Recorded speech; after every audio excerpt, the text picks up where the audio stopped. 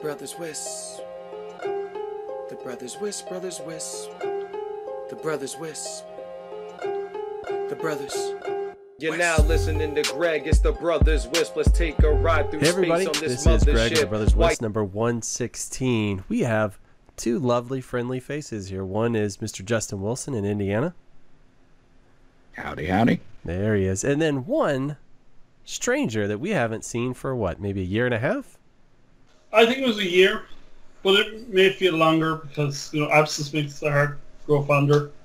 How you doing, Greg? How you doing, Justin? I heard it was abstinence makes the heart grow fonder. Abstinence, yeah, abstinence. And that's Mr. Tom Smyth, all the way from Ireland. I'm digging the facial stuff. The Manchurian, is that what it's Fu Manchu? called? Is I that don't what know what it's called. I think it's just evidence that I've finally gone through puberty at 39. is that what it is? Mission accomplished. Maybe it's called the 1970s porn star. Maybe that's what that is.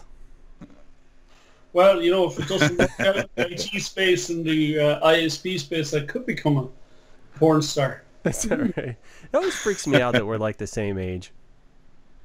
It is, but you look way younger. It's like you're kind of like preserved in, what you call that, formaldehyde, and here's me aging away.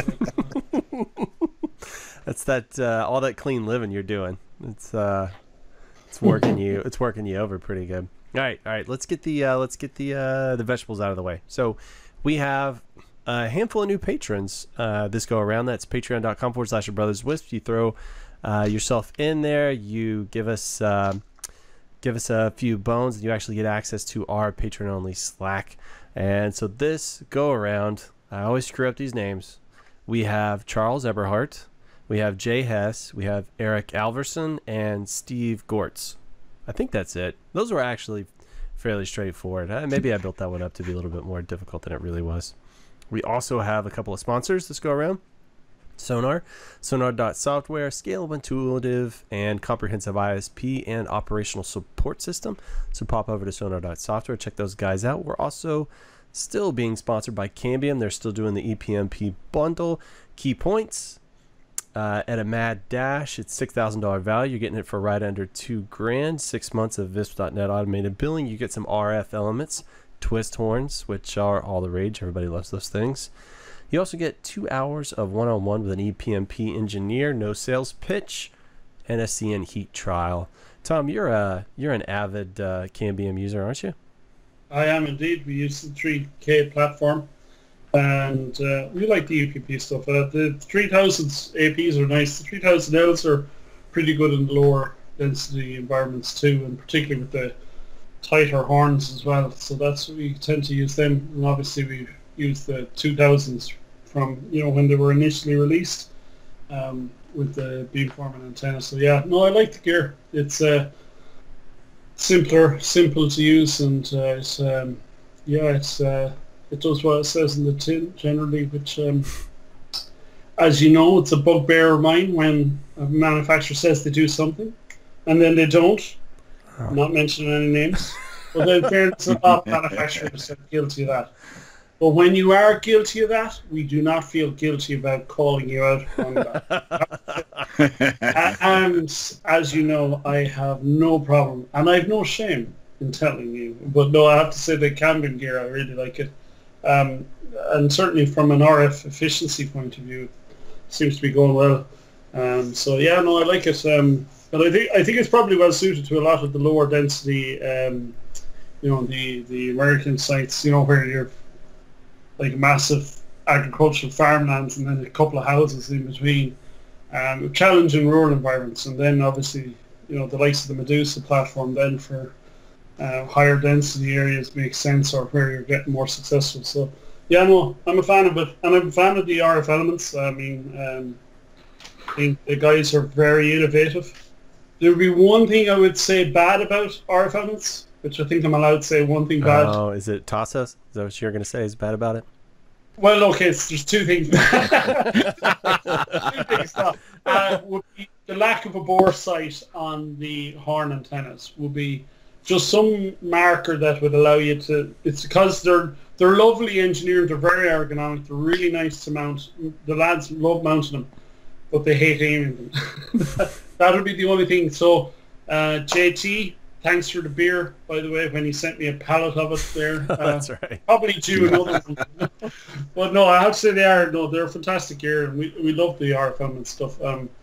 But if in terms, and in fairness, I haven't really brought it up. I think I brought it up once with Tassos, and there may have been some light beverages involved, so I'm not sure he took notes on it.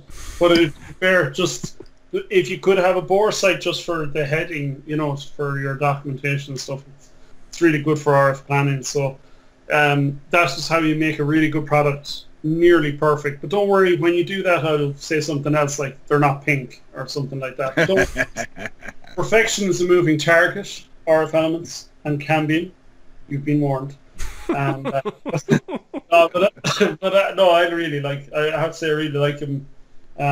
Like we recently increased our network coverage by about double in the past year, and all the new sites we rolled out the Cambium EPMP 3Ks, and we're very excited with the performance we're getting out of them. So I think the best figure we got on a 40 meg channel was around 250 down and I think 80 up, which was not bad on 5 gigahertz, and a couple of kilometers out. So I was really impressed with them. And then they're quite nice. Sorry, hope I'm not overdoing that, but your typical speeds are in around 100, 150 down, 50 up, with a 75-25 split. So how are you guys, would you say your position more rural or more urban? Like what's your mix of clients? I would say we focus on rural, primarily because I suppose we were engineers trying to solve a problem of rural connectivity. So when you're trying to solve a problem of rural connectivity, if you start out in the cities, then what are you doing there? And also the cities were, you had a lot more competition. So we're kind of going, well, we can go to the greenfield site and build a site up and connect people up. And so that's how we started our business. And I suppose it was because we started out as engineers trying to be business people rather than business people trying to be engineers, which would have obviously started in the cities and work out and kind of go, oh, we never got to the last couple of percent. Sorry, lads. But it also meant that probably we had a more niche market because we were actually focusing on the rural divide, which the government has embarked upon some interesting projects in interesting ways on the National Broadband Plan in Ireland. But we'll talk about that another day, I think. But in terms of yeah, you need to get a little distance from it. That way it's not so fresh, not so raw. Yeah. You can talk a little bit more objectively about it, May. Let's say that. Oh no, I'll always talk objectively. It's just will there be passion or will there be a few expletives as well? But no, in fairness, there are you need intervention of government funding. I think we'd all agree where there's no market investment. But where there is a market investment, you either support it if you think it's insufficient, or you measure the problem. But in the case of the MBP in Ireland, I can categorically say they failed in their duty of care to measure the problem accurately, and that's unfortunate. And it's an unfortunate consequence of that is that there's going to be significant cost to the taxpayer, because what they're doing is replacing and overbuilding infrastructure rather than complementing it, which would be always the way we would have advocated to do it. And I suppose that's as far as I will go on the matter for now, as much as I would like to talk more. So it looks like we've got Mike Hammett from Chicagoland popped in. Yeah. Hey. Will the sound pick up my site? Yeah, that's it. You got. You know what? I just remembered the last time you were on here, Tom. We were talking about Brexit. I think Brexit had just gotten officially voted to happen or something like that. And you were talking about how ridiculous that was, and you had voted against it. Well, I didn't vote against it. Because thankfully I'm a member of a different country, or a citizen of a different country, but we would have advocated against the vote to leave the EU, primarily because it's the border. Yet now, I thought Ireland was still a colony of aren't you British? of the UK. We're about as much of a colony of Britain as you are, gentlemen. Albeit you did achieve your independence slightly earlier than us. I'm probably equally as violent, proportional to the population. Okay. Yeah. But it is interesting though. It started in Boston, the Tea Party and stuff like that. It's a lot of tea wasted though to throw all that tea in the harbour though. Were you really that big a tea drinker as over there? I'm assuming we were. I mean, we were basically British back then, right? Yeah, I think so. Then at least the paintings I see with Ben Franklin in those, they're usually got teacups. That's the extent of my knowledge. Yeah, I have no idea. I know in the South we drink a lot of iced tea. Does that count? Does that count for you, Tom? Yeah, I think so. I think it counts. I think. Well, what would your founding fathers say now that you're drinking loads of coffee? I mean, was that how they intended your great country to become? I think it's the America they had envisioned. Yeah, it's come to fruition, thankfully. Starbucks on every corner. Yeah, Starbucks. Yeah. I mean, it's an interesting thought exercise. What would the founding fathers think about? But sometimes I think about what would anybody from 250 years ago or whatever think about today, like just how mind-bending it would be to transplant them to today and show them various technologies. Yeah, no, Yep. I think the innovation and the ideals that you can see written in the Constitution is quite nice, or from the excerpts that I've seen. And some of the amendments, have been pretty good. I think the first one's pretty good. We're going to skip briefly through the second, move along. The second doesn't need any help. It has a gun already, so it's the only one with guns. It's well But protected. I'd have to say, I think it is a good exercise to think what would, particularly when you look to those people as being visionaries of their time. So it's a nice exercise to think about what we would hope are smarter people, what would they think? Because if you're asking that question, you're asking the right question. You're asking, well, what's the different perspective to the one that you're occupying right now? And I think it'd be better if, I suppose, from what I'm reading in the news, it seems to be that the politics over across the pond is quite polarized, which is unfortunate because the middle ground is where everything happens, and it's unfortunate that each side has hijacked their own particular perspective, and it seems to be dividing the society rather than uniting it. Yeah, it's just unprecedented times, I guess. Is especially, what is it? From an outsider's perspective. I know you actually pay attention to a lot of the politics in the U.S., and I'm not trying to turn this into a politics conversation. I'm just curious, what's the perception of somebody in Ireland of what's going on in the U.S.? Does it just seem like complete chaos? It seems like organized chaos. I think some of the chaos is deliberate.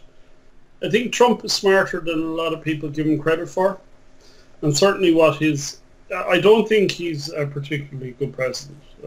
I think maybe some of the policy makers that are working with him are under the radar, doing a pretty good job. But I think he, as I said to someone who's a supporter of his, he says, look, he's not presidential. And I thought, because I think some of the things he says would just, rather than uniting people, and when you hear former generals like General Mike Hayden, Admiral McCraven, Mike Mattis, all of them very, polished, Colin Powell, all of these are people that served your country with distinction and honor, and you're kind of saying, and these guys have a problem with his style of leadership. I think it's dangerous. I think if someone was more malevolent than Trump with his techniques, could do an awful lot more damage. You know, I think something you said there was interesting. He's not very presidential, but who's to say from this point forward that's not the definition of what presidential is here in the U.S., right? Maybe we've reached a turning point, and the U.S.'s politics system has just become reality TV, and it's just which is the next most crazy character that we can put up there. You'd hope not. There was a comedian who came out with a great point, which was fabulous, and it was about a year into Trump's presidency, and it was just like, they asked him, would Oprah Winfrey make a great president? And he goes, you know what I was thinking? He says, I was thinking, let's just hire comedians to do comedians' work, because he says, I don't think like Oprah Winfrey would be a good comedian. I don't think I'd be a great president. He says, maybe we should hire a professional politician to be president. He said, maybe, and obviously you have to elect them, but realistically, the people in the ring should have, I think the dismantling of some of the regulatory infrastructure, that does make a difference, is a mistake. I think COVID, his banning of flights to Wuhan, Trump's, was a good call. Not ramping up testing, not ramping up that type of apparatus, that intelligence apparatus to contain the virus in clusters, was a fundamental mistake. I think discrediting the likes of Anthony Fauci, like the way some of the administration have done, is an absolute disgrace. And it is where tweets are more powerful than science or knowledge. There's no two sides to an argument about containing a virus. There's either the scientifically proven way of doing it and some other person's opinion. And being honest, some other person's opinion is about that small. And science should be taken a bit more seriously. In Ireland, if you could think of COVID being an unprecedented crisis, I can tell you that pubs are not open in Ireland since before Paddy's Day. This is August the 1st. That's pretty serious. Like, if you, in Ireland, and now we have restaurants, and if you buy a substantial meal, you can have a drink. And some pubs can have a dual license. But the reality is that only happened in the last month or month and a half. So for 3 or 4 months, there was no bars, no restaurants open, full stop, in Ireland. And if we can do that, with our reputation and all that, I think anyone can. And it's not about individual liberties. There's responsibility. And there's responsibility of protecting the vulnerable in society, whether we like it or not. And it sucks to be indoors all the time. And it sucks that in ways when we didn't know that much about the virus, that myself and my staff were still working busy, keeping the networks going, keeping people installed so they could work from home. And, there's certain risks with that you're trying to manage and maintain. And I'm proud of my team. I'm proud of the guys that I worked with. They did a fantastic job. So I think unfortunately, some of the noise that I see coming from the States, and it is some, unfortunately, noise I see, is disappointing because, at one stage he occupied the mantle of leaders of the free world. And I think misinformation and polarizing campaigns and vitriolic, like it's not like some of the stuff is like, as we were just talking before we came on, that wearing a face mask is suddenly a political statement. Shouldn't be. It should be either a conscious effort to contain a virus or don't get me wrong, I wore an N95 mask to a meeting once and I've asthma. And I couldn't the filter was so thick, I was literally, and there's no valve because obviously normally I was going, oh, jeez. And I remember so from then on I wore surgical masks because they're much easier to breathe. Oh, much easier. But fuck me, it's not easy, and don't get me wrong, but and as engineers, we're all engineers in this. We know when we do the calculations right, when we measure the link budget, when we do those things right, our links perform well. And when we leave something to doubt, that doubt usually teaches us a lesson because we didn't measure something properly, and we find it and we fix it. And I think there's too much weight given to people who don't know what the fuck they're talking about. Yeah. And it pisses me off. here's the hard learned lesson for me in a lot of things, and it really particularly pertains to this, is that when somebody has some core belief, something that they truly believe on faith or whatever it happens to be, like if I'm a small business owner, say I own a pub, right, and that's my livelihood, and most days we just scrape by, and now all of a sudden this is going to shut everything down. And how am I going to feed my kids? How I'm going to pay my mortgage? Like, I understand. Like, I can 110% empathize with that person, right? That looking through their eyeballs, I can see that fear. And when you tell somebody it's basically counter to everything, that's their core belief. It feels like an attack. And so when you're attacked, what do? You defend, right? So I understand why people do that, right? So to me, there's kind of two things. There's empathy and there's sympathy, right? Empathy means I can put myself in your shoes and I can understand where you're coming from. Sympathy means I feel the same way you do, right? So you don't necessarily have to feel the same way they do, but you can look through their eyes. And so I think when you do that and you see how the U.S. is keeping everything open, right? I see that as being driven by fear, and so I can... I can understand where those people are coming from. It doesn't mean to me it feels okay or it feels right. And something as simple as pickleball, that stupid sport that I used to play. I say used to because as soon as we went into lockdown, I stopped. Well, tons of those people are back and they're playing, and they are like candy for COVID because they're all like retirees. You know what I mean? And it's like I can't be complicit in potentially spreading something to these people. Like, it's like I couldn't do that. So I just don't understand, at least for like a recreation thing. It's like, how's it okay for you guys? But I guess some of them are older, and once you get to a certain age, people just kind of say F it, and they're gonna do what they want. So maybe it's one of those things, but I don't know.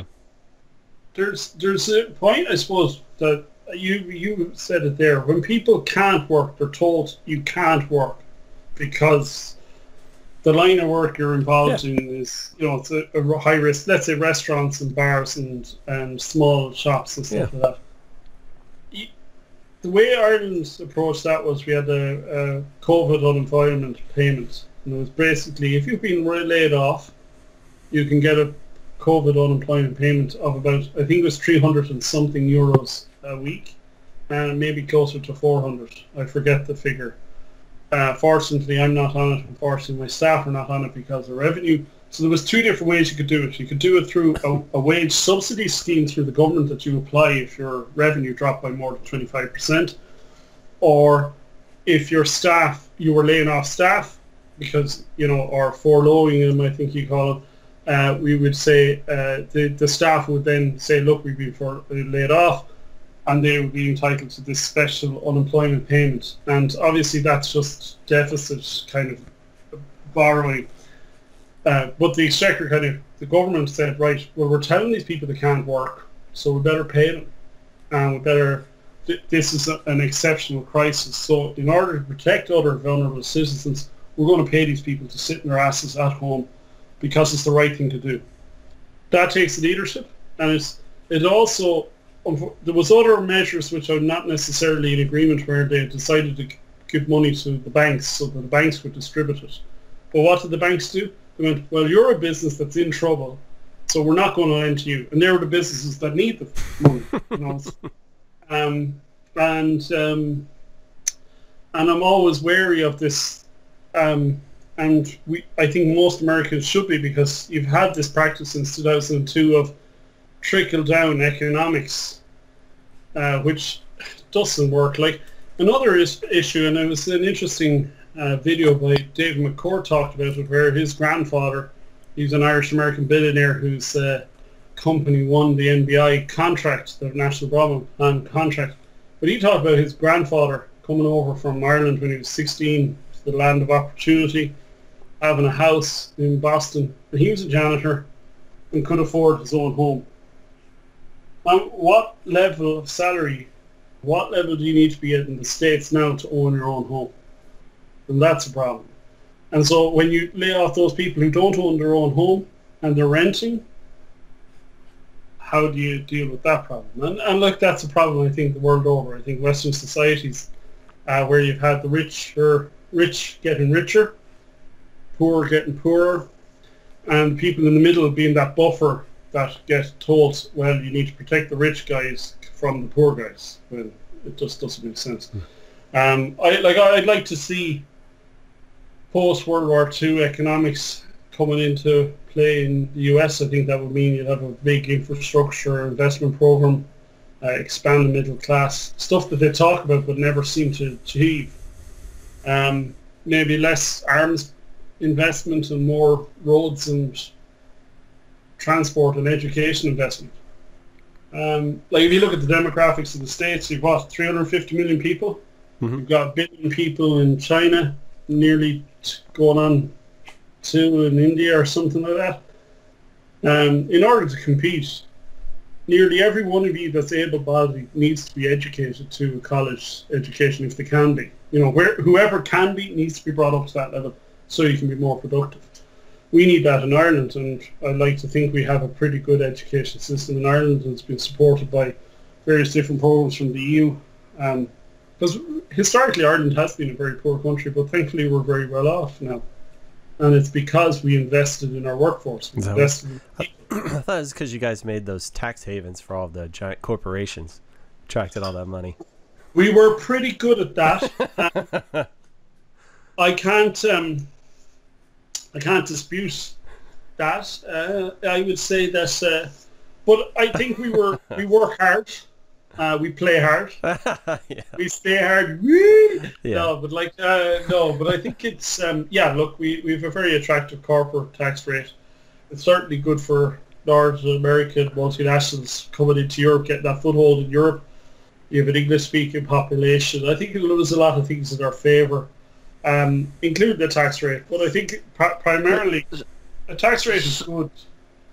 But So that noise coming out of your mouth is English?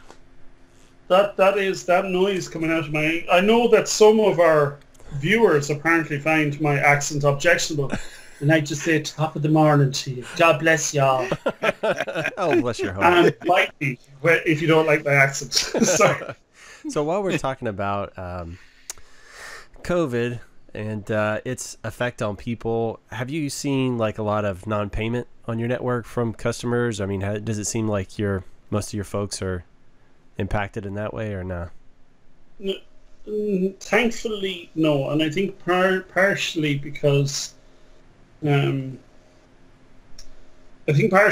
because it's like a utility that people depend on for connectivity, for work. And thankfully, I think we've had some people in hardship and we've been trying to help them out where we can. That's good. It's hard though, because you know, we don't have huge cash reserves, so if we had a big drop in revenue, we'd have some very tough decisions to make ourselves. So you have this thing about trying to do the right thing, and then obviously not having huge cash reserves, and so you can't weather the storm as easily. But thankfully, we do have recurrent revenue. So touch wood, and I'm grabbing it really hard here. We've done okay. We've actually grown by about 10-15% in the crisis because of people not being happy with their mobile phone and actually using the fixed wireless technology because it's more reliable. You know, we have there's advantages with fixed wireless technology in terms of not having to deal with nomadic subscribers or periodic surges because of nomadic subscribers moving through your network. So we can plan our capacity a lot more and deliver our capacity a lot better, you know, in similar ways that traditional wireline networks could do. So yeah, we've been growing, but it's different. It's difficult. Like, you know, you're trying to manage it with the staff. You're trying to manage the risk with them. And I remember one person saying they wanted a connection, and then they said, "Oh yeah, but she's working from home. She's isolating. Why is she isolating? Oh, she has COVID." And then she wanted us to install a broadband connection in her house, and we're like, slight problems with this. Like, And then our installer would pick, so it was trying to manage that. So we gave her a wide berth of about 5 kilometers. So we won't be talking to her for a bit. But yeah, so you had some strangely silly situations like that, but thankfully most people were responsible. Our engineers did most of the work outside the house. They would crimp the cable outside and push it through, so there was some less tidy jobs than we would normally do because you're minimizing the work you're doing in the house. But you adapt to but people were more or less glad to get a reliable service. It's funny. I remember seeing some statistics at one point, and this was years ago, but they were showing about how whenever there's some kind of adversity at least in the U.S. population, if there's like an economic downturn, or that's usually what it is, that they would see entertainment and sports just basically skyrocket. So as people are going through adversity, I guess they're trying to, I'm sure, like the number of visits to the local bar went up too, but people, try and distract themselves, I guess, or find some kind of release. And so they would go towards entertainment. And right now, that's the internet, right? That is like the vast majority of people's source of entertainment, right? They get all of their, I don't hardly know anybody with TV anymore, like quote unquote television or satellite TV. Most everybody's just consuming everything through the internet. Yeah, no, look, it's so important, but even people working from home, it would, like Google have announced, and they're a big employer in Ireland, along with Apple, along with Microsoft, along with Facebook. So we're quite lucky in Ireland, I have to say. A lot of them have said, Amazon as well, they've all said, look, I think Google said their voluntary work at home scheme would continue to the end of 2021. I think people recognize, and it also is a recognition of the state of broadband in the country, that people can work from home currently and will be able to work from home next year. And I suppose the National Broadband Plan in Ireland will be rolled out in about a year and a half, as they'll start seeing the first houses coming on stream maybe 9 months or 10 months from now. So it's funny how they were able to work from home during the COVID crisis and still need to spend $3 billion on connecting the rural unconnected. Yeah. Hi guys, just want to wave at some people. It's funny. The concept of work from home. I was having a discussion with somebody the other day about it, and I think when I first got out of college and I got into a job, I think if I was said, okay, hey, here's your first job, you're going to work from home, I think I would have done horribly. And I think I would have missed out on so much information, like from sitting in the network operations center, freezing every day, having to wear a jacket in the middle of summer, just the amount of knowledge I gained from those people, having those people around me.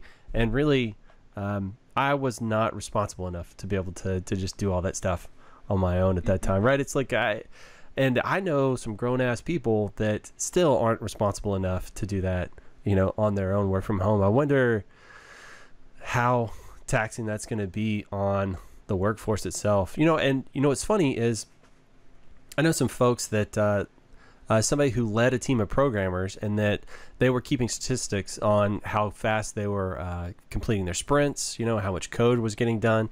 And when they transitioned to work from home, I think they ended up increasing their efficiency by 35%. So they were getting actually more output out of programmers, which actually kind of jives, because those guys don't want to program, at 12 in the afternoon. They want to do it at 11 at night or whatever. What have you seen over there, Tom? For me, I've been working You've been air quotes working from home? Yeah. No. Well, you see, I work for myself, so I own my own business, so there's motivation there. It's a bank holiday Saturday here. You don't have many of them in the States, God love you. But in Ireland, we can work hard, play hard, so we get a few more bank holidays than you, because we're just simply more efficient. Sorry, guys. But one of the things, I was working all day today. I was dealing with some legal issues. That's just been annoying me lately. But we'll work through them. Trying to change your name to a symbol, and they're just not having it. the symbol. The artist form. Ampersand? Is that what you're going for? Well, no, I wanted to go ampersand, so that when they put it in, it would be like a command injection as well. Maybe at as well. And, it's actually the at symbol is ampersat. I didn't really. Did you know that it's called ampersat? No, I didn't know that. Yeah, so ampersand and ampersat. There you go. Ampersat. And that sounds made up. I think you're lying to me. I'm not lying. I think you're trying to make me make a fool of myself in front of other people. No, look. I know you could make a fool of yourself by proxy, by just being proximal to me. They go, "What is that guy dealing with Tom for?" But no, I would say, so for me, I used to always work long hours. I wouldn't say I'd be entirely efficient all the time. You've peaks and troughs. You get distracted. One of the disadvantages, I think, of being the connected world, and they've even had apps. It's like the likes of Twitter. I used to have Twitter and the Register, which I find is a great publication. I used to have it on my Google used to allow you to have a custom Google search page, and you could put these all in when you signed in. Kind of like MSN has they used to have the most ridiculous search engine, which was to distract you from whatever you were trying to search. And of course I set up my Google simplified search, and of course they eventually abandoned that dashboard type interface, which was great because it meant that my productivity went up by about 30%. But when you're actually going to search and then you see, ooh, new security vulnerability, and you want to click on it and you want to look at it, that used to wreck my head. But it was great, and I was very enlightened. But then whatever I was searching for, and then I was searching for that, and then I go and do whatever I'm searching for. And I think that's probably why Google's search engine was so successful, was that it was just, very nice colored Google, which probably someone somewhere worked out just massaged your brain enough that you felt a bit happy, and then you're about to make a search. You were optimistic. You could even click on feeling lucky, which I don't think anyone ever... I'd love to know the statistics of I'm feeling lucky versus search. Which one gets clicked? I'd just love to know our statistics. So Google, if you're listening, can you please reply in the comments below? But yeah, so so for me, I used to work from home. I work from home. I do find that when I'm working from home for a long enough time with my kids, and they're the best kids in the world, but God love them, they're as high maintenance as I am. And they didn't lick it off a stone. I have to say they're great kids. I love them. But God, they could really be demanding, and which is great.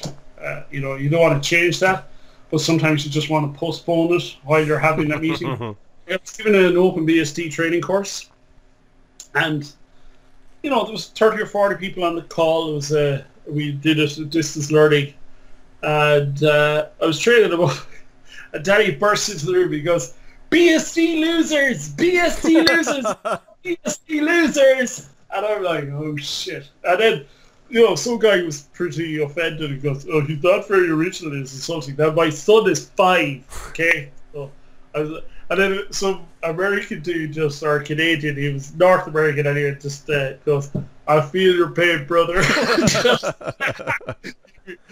He had the superpower of using the mute button and then muting on. But and then I asked Danny about it afterwards, and I think this is a thing of all self-employed people who are parents, and it's something. I'm an okay father. I'm a terrible husband, and I like to think I'm a good work colleague. That's a good worker. But I asked my son, "Why did you do that?" And he goes, "I wanted you to get fired so you'd spend more time with me." Oh, man.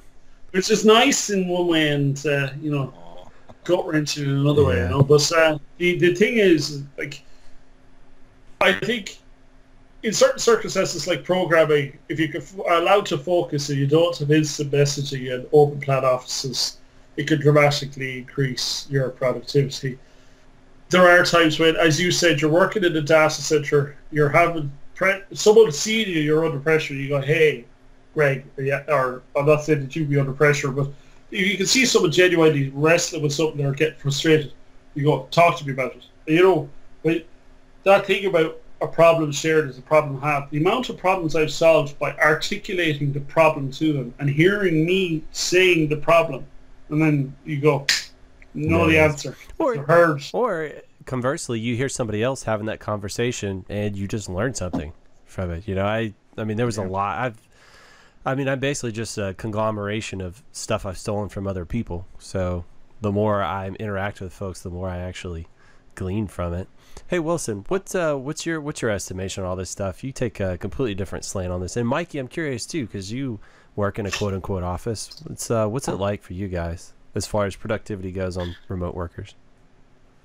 I think there's also the aspect of some politics. You know, you always have company politics. The bigger the company, the more politics. Oh yeah, for sure. So being able to talk to people, you kind of know where to fit in, and the vibe of what's going on. I always, when I worked at in academics for a school corporation in a K through 12, I would go out with the people on the smoke breaks. I didn't smoke, but that's where you get the scuttlebutt. You get that gossip, and you can, you got to pick it apart and things like that, but you get that. And from my perspective, I'm a part-time employee for a company in Texas, and I haven't seen any of my coworkers except on Zoom in over a year. So, it gets a little hard because sometimes you feel like you're playing catch up. You have two guys sitting across from each other in the office, and they're going back and forth. Well, them conveying that to you when it comes around, they forget, which it's not anybody's fault. But those little transfers of, hey, I went out to so and so's place and did this, or I'll update the documentation later, but until I do that, here's the caveat. Right. So you got little things like that you miss, and that's the biggest challenge for me is trying to keep up on all that stuff. Yeah, and when you're doing all your communication through email and stuff like that, you lose tone, right? There's no such thing as tone when you email, and the less time you spend with that person, the more they just become words on a page to you, and sometimes that stuff gets easy to misinterpret, right? When somebody's busy and they just give you a short response, that could be considered terse, right? So it's tricky. Yeah, even that happens even on the sometimes the Brothers WISP Slack channel where someone says something trying to be helpful, and then there's zero tone, and then they're like, and particularly when you're under pressure, and like I'm not one to, when I'm basically under pressure and ask a question, I'm demanding of answers in a way that's like, here's the issue, and then you're trying to, and sometimes nuance, as you were saying, nuance, tone, all that is lost, or the person's seriousness, where normally happy-go-lucky, if I'm on point, I get, I can be difficult. I'd like to, I'm working. You? Yeah, just a little bit. I'm exacting. You're complicated. But all what's this, like George Bernard Shaw says, the reasonable man adapts the world around him. The unreasonable man refuses to adapt and forces the world to adapt around him. Therefore, all progress depends on the reasonable man. Thank you, George Bernard Shaw, an Irish poet, for that one. I actually got a T-shirt that had that on it at a RIPE conference. It was really cool. Sorry, you were asking Mike, and I interrupted one of my. Yeah, so Mikey, you're a quote unquote office worker. What's the story there? Oh well, I am fortunate enough to have so much work to do that I just work from home for the past 3 years. Which most of the company that I am now working for, most of the time, they all work from home anyway. They were even selling their building until I took over. I do suspect that there's a good portion of the workforce that is not as diligent as they could be with their work from home status. Wow, what a nice even measured response that was. Okay, are you feeling okay? There's there's a couple that like, they put in their hours. I'll get emails at 11:30 at night. Hey, I'm working on this, blah blah blah. I don't know what to do. Let me know in the morning.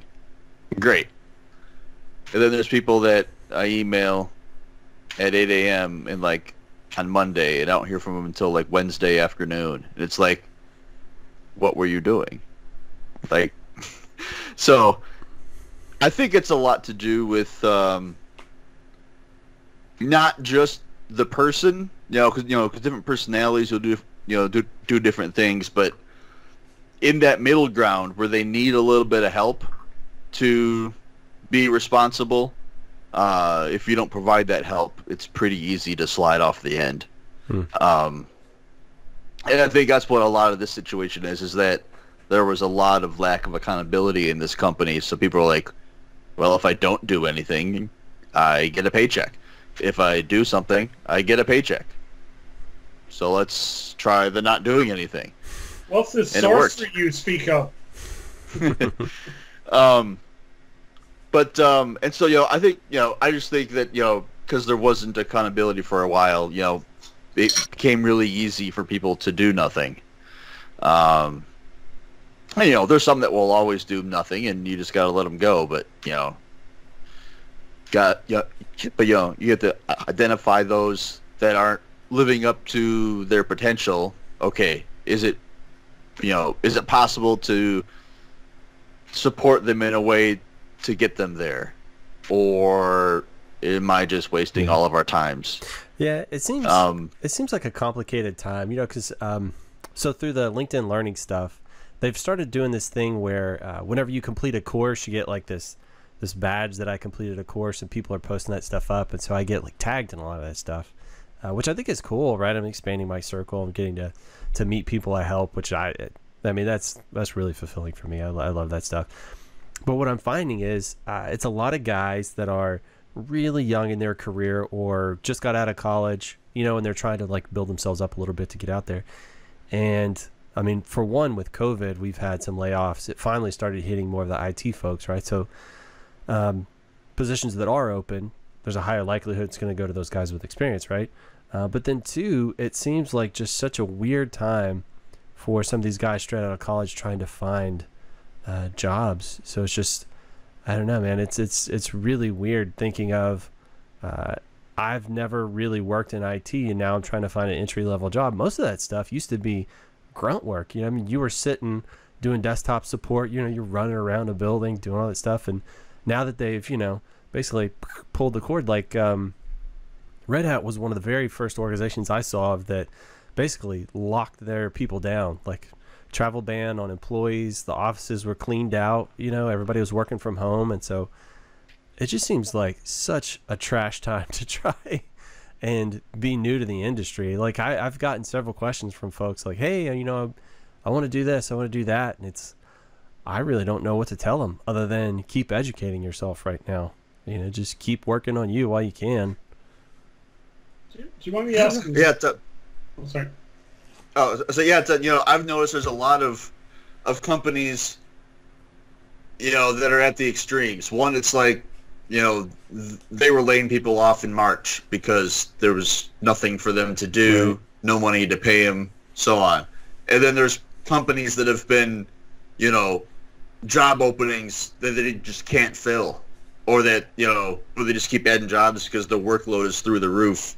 I mean, if you're more focused on in-person type work, yeah, you're going to be less likely to need anything. If you're an infrastructure engineer that would work for somebody like Zoom or any of the other collaboration right. tools or anything like that, those guys have got to be hiring people gangbusters, and they, and then they can't keep up. Yeah, the trick is, ISPs. Yeah, a lot of those guys though, they're hiring folks with experience, right? If you're fresh off the boat, it's like, I mean, what are you gonna do? The only thing and what's going to happen when it slows down? You know, are those people going to be out of jobs and all of that? So you have to kind of weigh that in. And I think we're going to see a lot of kind of data entry folks they're the entry level people. Hey, I'm going to hire you, and your job is to, do our monitoring system. You know, your job is to do, something that is repetitive, and you're going to have a Zoom call every week, and that's, you're going to update your status and any problems, and hopefully that'll grow into something else. Yeah. But I think we all started off that in, tougher environment. I think the technology people in the technology spaces you were saying, Greg, and if they're educating themselves with your courses or reading your blogs, which educated me from time to time, I must admit, and I think if people are doing that, they're a step ahead. We have to spare a moment for the people who are worse off, which would be the likes of the bar staff, bar managers, bar owners, restaurants, hoteliers. And then the question I was going to ask, just in the context of people coming out of college, what's the story with student loans? When do the repayments kick in? Do you have to start paying them back like after you graduate, or is it when you start working that you get paid, or what's the deal for student loans for kids coming out of college today in the US? I honestly have no idea. Yeah. I went to a technical college, so I basically went to a second high school, and I paid my way through. That's how inexpensive it was. So Good investment, man. You did good. Yeah, I haven't been, I haven't been there for 20 years, so I don't know. There was a discussion on a friend of mine. He owns a managed services company in Florida, and he was lamenting about how many of the people he's getting fresh out of college with degrees, they have no practical knowledge. So you go to this 4-year university, and where's the trade-off? If you go to a university, part of the whole university is the experience. We're making you a better person, hopefully. You join fraternities, and you meet fraternity brothers. Those are going to be lifelong relationships. You learn how to interact with people. Is part of that is more important than learning how to fix the latest Intel computer, because in 10 years Intel might not be here. So you have the. That's a bold prediction by Justin Wilson. No predict August, 1st of August 20. So you have the foundation of what a university does, but at the same time, the whole university system, I think, in the U.S. needs an overhaul. Because me personally, I went to a 4-year university. I got 3 years in, and the company I was working for, they're like, "Hey, we're going to start sending you to do certification tests." And I'm like, okay, I'll spend my time doing that rather than finishing my degree. And, that was more important to them. But, I got a little bit of everything. You see, you were motivated, Justin. So you're working in a place where you're actually, they kind of see your potential. They go, we need you to focus in this range. And yes. I think professional qualifications, like you see it as a trainer, when you're sitting in a class in university and then people paying themselves to be in the class, like in terms of yourself on the LinkedIn stuff, Justin or Greg, they're motivated, and there's a huge difference in that. And also it's very focused on a particular topic, and it's practical. It's you probably, I'm imagining, based on some of your blogs, you've theoretical knowledge that's up there, but then you've got the stuff that links that theory with the practical nuts and bolts of actually working on the ground and hitting that pipe with that wrench, and tighten those nuts and bolts to move the data around. And I think that, for me, it's that a really great trainer can take that theory in the abstract and show it, visualize that, or paint a picture so that students can visualize the importance of what they're trying to learn, and that motivates them even more to do it. You know what I think is completely underserved as far as education goes, and to me is one of the most fundamental parts of being a network engineer is troubleshooting. Right? It's like in college you don't really learn to troubleshoot anything, and all these certification tests, they never really cover troubleshooting. And whenever I write a blog post, I generally don't go through all of the pain and heartache I went through to have this completed article, right? So the article, you may read through it and duplicate my efforts, and it may only take you 20-30 minutes, but that probably took me half a damn day to do it wrong, all these various ways, you know. And I think that is something that's underserved as far as education goes, and to me that's the crux of why people want experience. They want you to have already, on somebody else's time, on somebody else's dime, learned how to go through that troubleshooting process, how to have everything start burning down around you. You instantly panic and you're just sweating buckets, and you somehow figure out how to, well, I mean, you're going to, let's face it, you're going to fold the first couple of times that happens, right? But then you learn to be a little bit more resolute and figure yourself out, and learning how to basically do, you know. And it's so funny because I see that it's like so ingrained in my brain that like my wife will say, hey, can you do blah blah blah, and I'll instantly say, what steps have you taken thus far, you know? Or my kids will say, hey, the Wi-Fi's down. Do you use the words thus? I do. I say all kinds of weird stuff. Or my kids will say, in Texas, you use the words thus. I say reckon. I say lots of interesting. I say savvy. You savvy? So yeah, I have a colorful vocabulary. A lot of 4-letter words. I keep it pretty clean on here, but I'm no Tom Smyth. I like Latin phrases. My favorite one recently, because I was reading a report, its authors will remain nameless, but condemnans qui non intellegunt, which Latin for they condemn what they don't understand. And it's a beautiful. I love those Latin words, but thus and all those, I like that. Vis-a-vis, base to base. It's nice. Is that my dad? When he was writing contracts, he always liked force majeure. You know, he's always like that was the one word he always tried to tried to work in. Yeah, I always put that in there. Well, I've been working with some lawyers on some issues, and yeah, you know, you get these nice words like, you know, ex ante regulation and stuff like that, and then you've got the likes of prima facie. It's just all these lovely and then you're like, oh, what's that mean again? And then, you know, there's a few other Latin ones that I can't think of right now. There's a beautiful one I learned not so long ago, and it's lingua franca, and it's basically a bridge language. It was a conglomeration of, I think, like a little bit of French, a little bit of German, so just a bunch of stuff stuck together so that people communicate. And I heard it, I read it somewhere, I can't remember, but it was in reference to automation, how automation is the lingua franca between all of your various disparate systems. It's the, you know, the language that connects them all together. And I thought that was so elegant and beautiful. I love it. I'm gonna keep that one with me for a while, I think. Well, one thing you said about, like, I'm 20 years out of college, or 18 years out, 20 years, let's say, starting to work and be in college at the same time. One of the things I used to piss me off, the amount of experience they demanded in jobs, because of course you don't have it, but you have lots of energy, you have lots of intellect, you have lots of capacity to learn. Lots of enthusiasm, but you have lots of capacity to learn, because frankly you don't know that much. Yeah. And I was that about myself at the time. Now I know everything.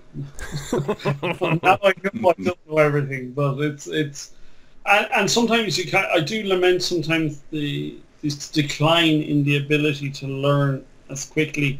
And Mike, you said something really salient one time.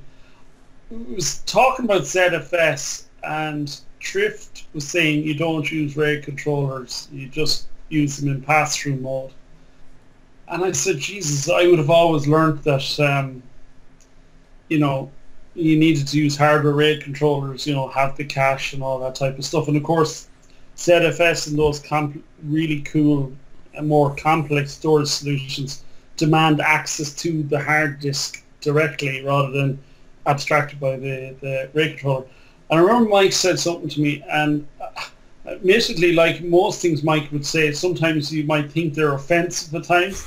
And he goes, in order to learn something new, you need to be one, willing to learn it and forget what you've learned already. And you said it. I sounded pretty smart.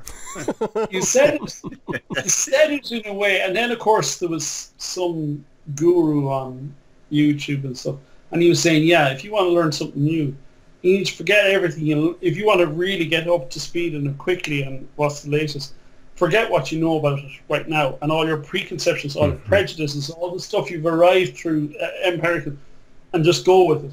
And it's amazing how in pressurized situations where we had to adopt new technologies, by not actually having that preconception or always like a diktat going, this must be the way it will be done, and that rigidity that brings in, that it allows you to achieve quite impressive results in a very short time frame, because you're literally that 5-year-old in the China shop kind of seeing what you could do and not realizing the consequences of it breaking. And I think the experience side of it is knowing when you've made a mistake and something bad has happened, is how to react. Like we had a situation, a customer thing where it was temporarily a storage was over-provisioned to allow for flexibility. And the idea was to over-provision and then move LUNs. And of course it wasn't completed or executed. So anyway, someone's running a backup, and then suddenly the actual underlying storage fills. And so you have a box now that's full. The old underlying OS is literally saying, or the OS is sitting as a guest on the VM that is trying to access the storage that's full, but it says, no, everything's fine. And literally the hypervisor, luckily, which was Proxmox at the time, was smart enough to know, okay, you can't write that bit to disk. We're going to just suspend. We're going to call it a day here. We're going to suspend until you work out what you're doing wrong, and that you bring on the other LUN and you move move the storage, move the actual guest VM, unlock it, move it out and suspend, and it continues working as normal. I never seen a clock, because of course it's suspended and then it realizes, oh shit, I have to pick up all my ticks. So it's, from 4 in the morning, it has to go to 8 in the morning pretty quickly. So because, it was suspended at 4, took a couple of hours to move the arrays around and kind of undo. But it's that experience that allows you to go, right, here's where we're at. How do we get out of it without panicking? You have that internal feeling where it's fight or flight, or do something fucking dumb. And it's that extra 10 seconds you take to go, okay, this is what's happening, this is how we're going to fix it. And, customer comes in at 8 o'clock the following morning, everything is fine. And that's what counts. Yeah. At the end of the day is, did you manage the situation? And that's where experience, which every young buck and every young lady coming out of college doesn't know. And there's no way of teaching. And there's no way, like how many times when you were under 25 said, you're not going to have that same level of energy, and you ignored it and all that potential wasted almost. And so sometimes I'm mindful of it and lamenting it and trying to make up for it every day. So but yeah, it's realizing you have a problem is the first step.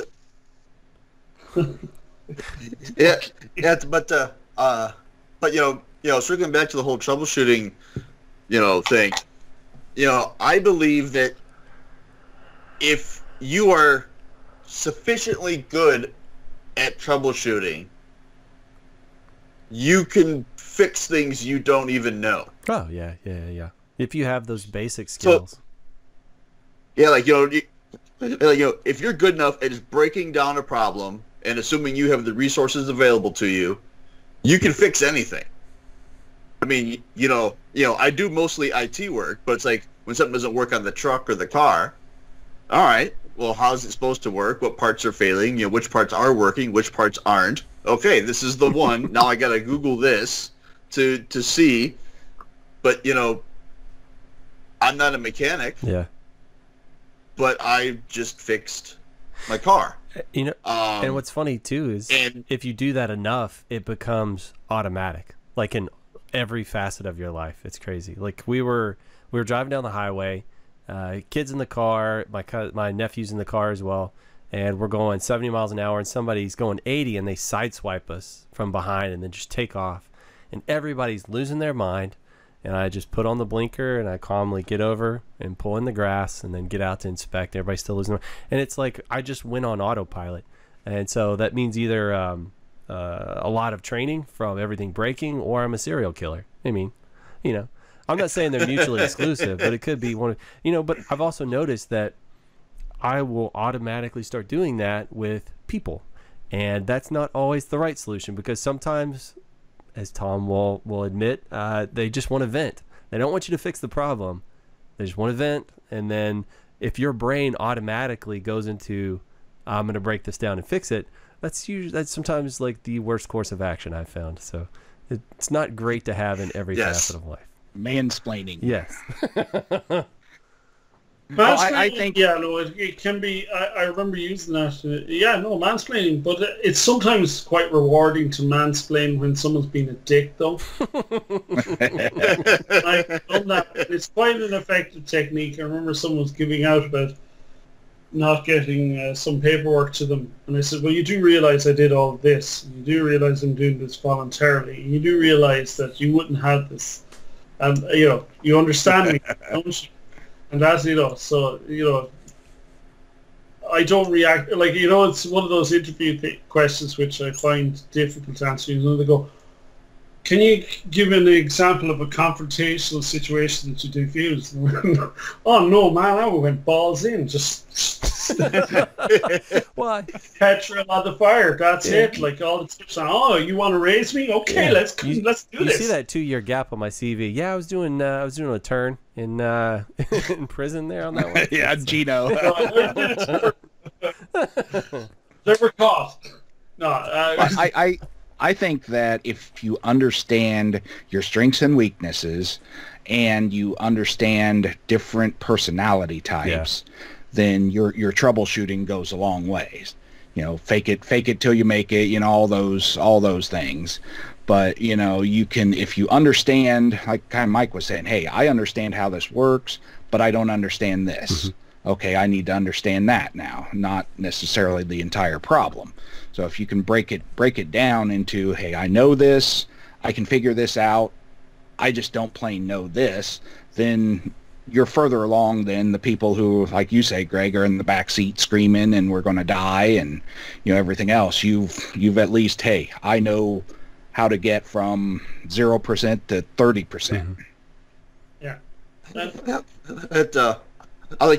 I'll take an excellent troubleshooter that has no certifications or degrees over a CCIE that can't actually figure out how to work through a problem. It's just, I've memorized all the configurations and all of the ways and all the options, and this is how it's supposed to be.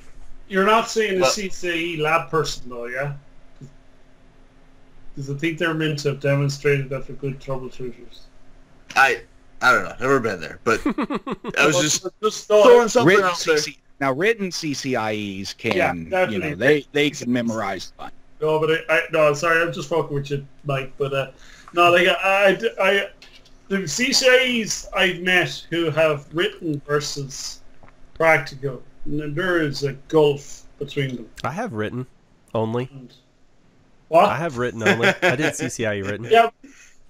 Yeah, but you're not going to fly to Belgium and be proctored by Gunther. He's one of the proctors. He's like Gunther at Cisco.com. And then you know he's the man. No, something else you said I think is interesting. Well, there's a couple of things. One is, you know, if somebody comes in and they have, like Mike said, the ability to troubleshoot at a basic level, you know, they understand that, then if they've been doing this like somewhere else for 6 years, the exact same job, and they come in here, they're going to have their way of doing it, right? Whereas if you bring them in and they're fresher, you can train them to operate the way you want, right?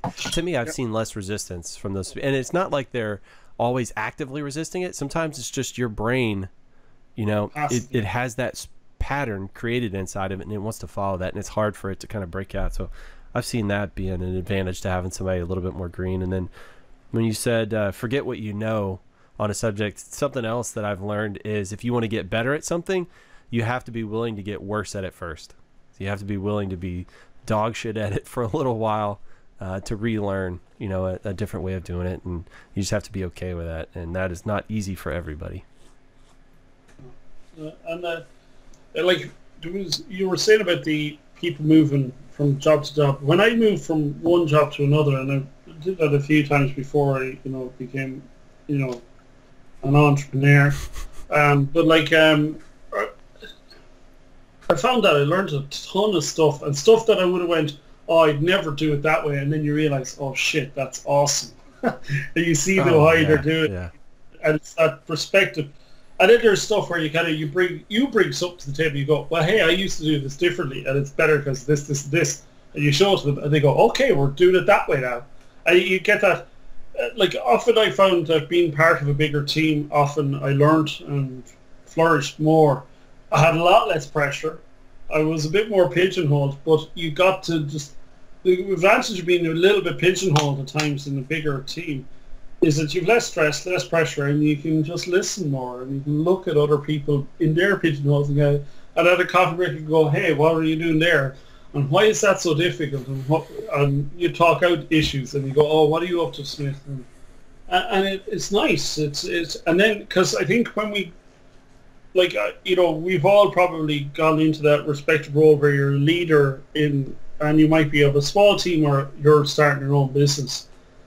And it can be a lonely place, and it can be difficult, particularly if you're the, like in my company, I'm the technology director, now actually CEO for my sins, because of some of the other types of work, regulatory work and stuff we're taking on.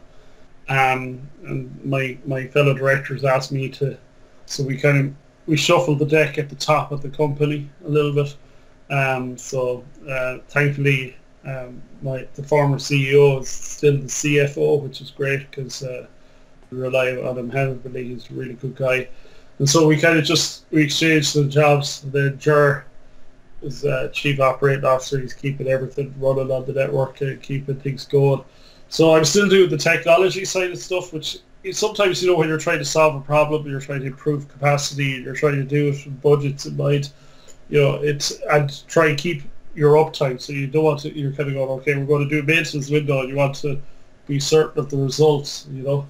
Those challenges can be lonely when you're on a small team and the buck stops with you, you know. And particularly if you're an employee, it's even more lonely because you don't necessarily have, like when you're an employee, if a maintenance window goes wrong, if someone over you go, well, what went wrong? And it's no one likes, any winner doesn't like losing or doesn't like it.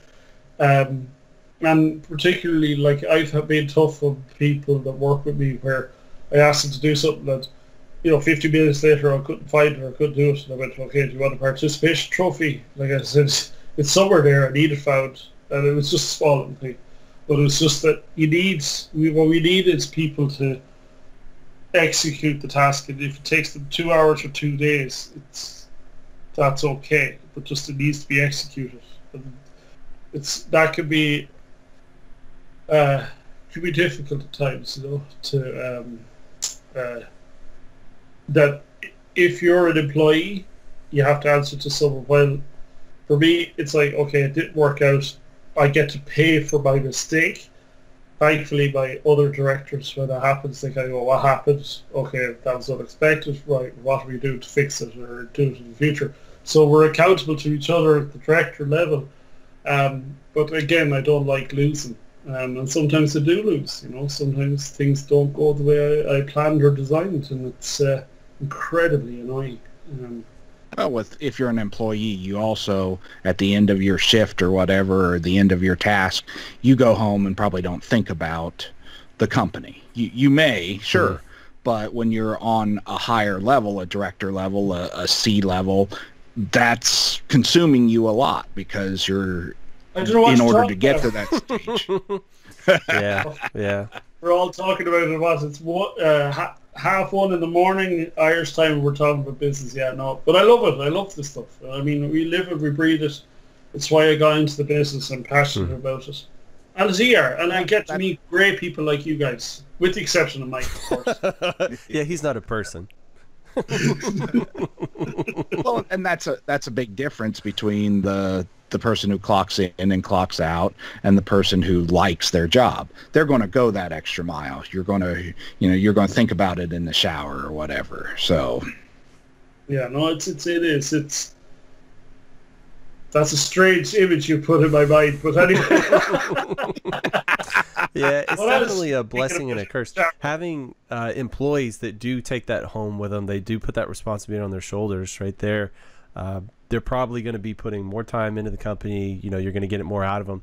But then also, I think it's incumbent upon us, the leaders of those people, to see that and to force them to, you know, back off a little bit, because I've burned out. I've killed myself more often than not. You know, it was definitely cyclical. Yeah. You know, it was basically like the changing of the seasons. Oh, Greg is like so burned out he doesn't even want to talk to another person for like a few days. You know, so it's tough. It's really tough. It can be lonely, and I think like some of our guys, a lot of them are really good, and they've gone above and beyond so many times. And I suppose if sometimes you don't see it, but like we like to be fair though. We do try to encourage I'm confident that all my staff go to bed earlier than I do, thank God, and I mean that in a good way. And because I'd like to be in a position where I want them to work harder, that I'm able to pay them to work harder. And that, you know, and that's the reality. What I mean by that, work harder, work longer hours. Because I've worked in companies that do abuse people to work long hours and not pay them, and that just sucks. Yeah. You know, it's the job interviews where they go, some overtime's required, but not all the time. It's just 90% of the time. You're like, I remember one time I arrived into work about 11 o'clock in the morning. The president of the company, and I walk in and I boil a kettle now. It's 11 o'clock and I'm just waltzing in, and they're like, Tom, what's going on? And I went, oh, hi Dave, what's up? What are you doing? I said, I was just making a cup of tea, do you want one? And it's like, you come in at 11 o'clock in the morning and you went home early yesterday. What's the story? I said, David, I'm glad you said that. And he goes, why? I said, I left at about 7:45. But you're right, I did leave early yesterday evening. That is early for me. Oh, Tom, you know I love you and all this, he was saying. All right, yeah. And he goes, just let us know when you're going to be late. And I said, here, when I leave here late, I may be late in the morning. I'll try not to be, but I may be. But like your man was saying, I left early and I'd already given him about 2 hours overtime or 2.5 hours overtime in the previous thing. It was just that type of thing. That actually at times made me very annoyed, where I said, look guys, I'm not inflexible with you at the evening end of the clock. Don't be inflexible with me at the start. Yeah. And you get a lot more out of people if you're flexible with them. Oh yeah. Yeah. But it is, you don't burn out. The amount of times where I've had that break, I remember one time having a week break at Christmas, and I was so productive the following week. It was amazing. Like, you know, there was shit that I used to just banging it out because I was just enjoying it. I was fresh, because you can be ground down. Oh yeah. You know? Difficult. Can I ask you guys something for a personal thing that's really just for me? No. All right, good. So is this going to get it out? Or? No. So for personal and for everyone else. Well, so I've got a new job, right? So I'm working with Red Hat on their Ansible, their automation stuff. So I've been, I have to develop my narrative, right? So like when I get in front of a customer, so my specialization is Ansible automation, and then within that, I'm like a network guy, right? Because that's kind of the only thing I can do with any amount of proficiency at this point. So I have to have this compelling story when I talk to people, right? Just sell them on the idea. I mean, more or less, I'm there to dream with them, to kind of get them fired up, to show them some possibilities. One guy calls it the art of the possible. I like to think of it as like dare to dream. Like if I could wave a magic wand, what would I do? And so some of the stuff I've come up with, and I guess an average engagement is about an hour, right? So I do a few minutes of slides, just the bare minimum that I have to, and then I transition into live demonstrations of stuff. So the way I have it broken down first is, well, I mean, I can even tell you a little bit of my pattern. I basically tell them, get through the slides, blah, blah, blah. Then I say, when I get to the demonstration part, I say, so this isn't a demonstration, this isn't a presentation, this is a performance. So we're basically actors on a stage. We're doing improv here. So there's 2 rules of improv.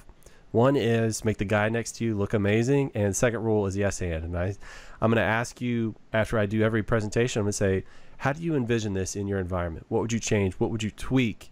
And I'm going to yes and the heck out of whatever you say. So I really, I want you to imagine how you implement this in your environment. So the first thing I do is I say, everybody thinks of automation, they think of mass configuration, right? As network people, that's the first thing we think of.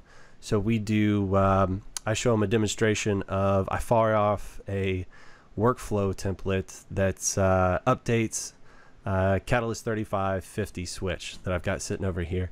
And I fire that off. It's going to take a while, so I move on to other things. And I say, look, if I can update this 20-year-old piece of kit of all the hoops I got to jump through to do that, to the new stuff that your Fortune 500 enterprise is working with, is going to have no problems, right? It's going to be easy. So then I move on to other stuff. Then I show them, what do I show them? I talk about, and I'm kind of, the order is still a little fast and loose. I can still kind of adjust as I need to. But then I'm thinking about doing updates, right? So every organization I've ever worked on, we keep a local account on our devices. I 100% endorse using a centralized authentication system. You absolutely should have one, whether it's Radius or TAC or whatever it happens to be. But at some point, you're going to have to put your spurs on and become a console cowboy and log directly into that device, and you're not going to have access. Like WISPs, some of you guys have kit on a mountain 30 miles from anybody, and you're not getting cell reception up there, so you've got to have a local account. So say I got 1,000 pieces of equipment and I've got a guy leave, I've got to update all that stuff. It makes sense, have some system that automatically does it. So I show, I fire off a playbook that actually goes to like a HashiCorp Vault secrets engine, pulls out whatever that new password is supposed to be for this local account, and boom, it blasts it on some Git. No big deal. And then I show it doing a backup using Git. So it goes to network equipment, pulls that stuff, and then pushes its configurations to Git repository. I think that's a compelling story because you can have your Git repo actually send you notifications when anything changes. It can show you exactly what those are. When it's running any network equipment that fails to back up, sends you an alert on that. So you get kind of confirmation on that. I've put one together where I've got zabbix monitoring a device. I think, to me, this one's particularly compelling.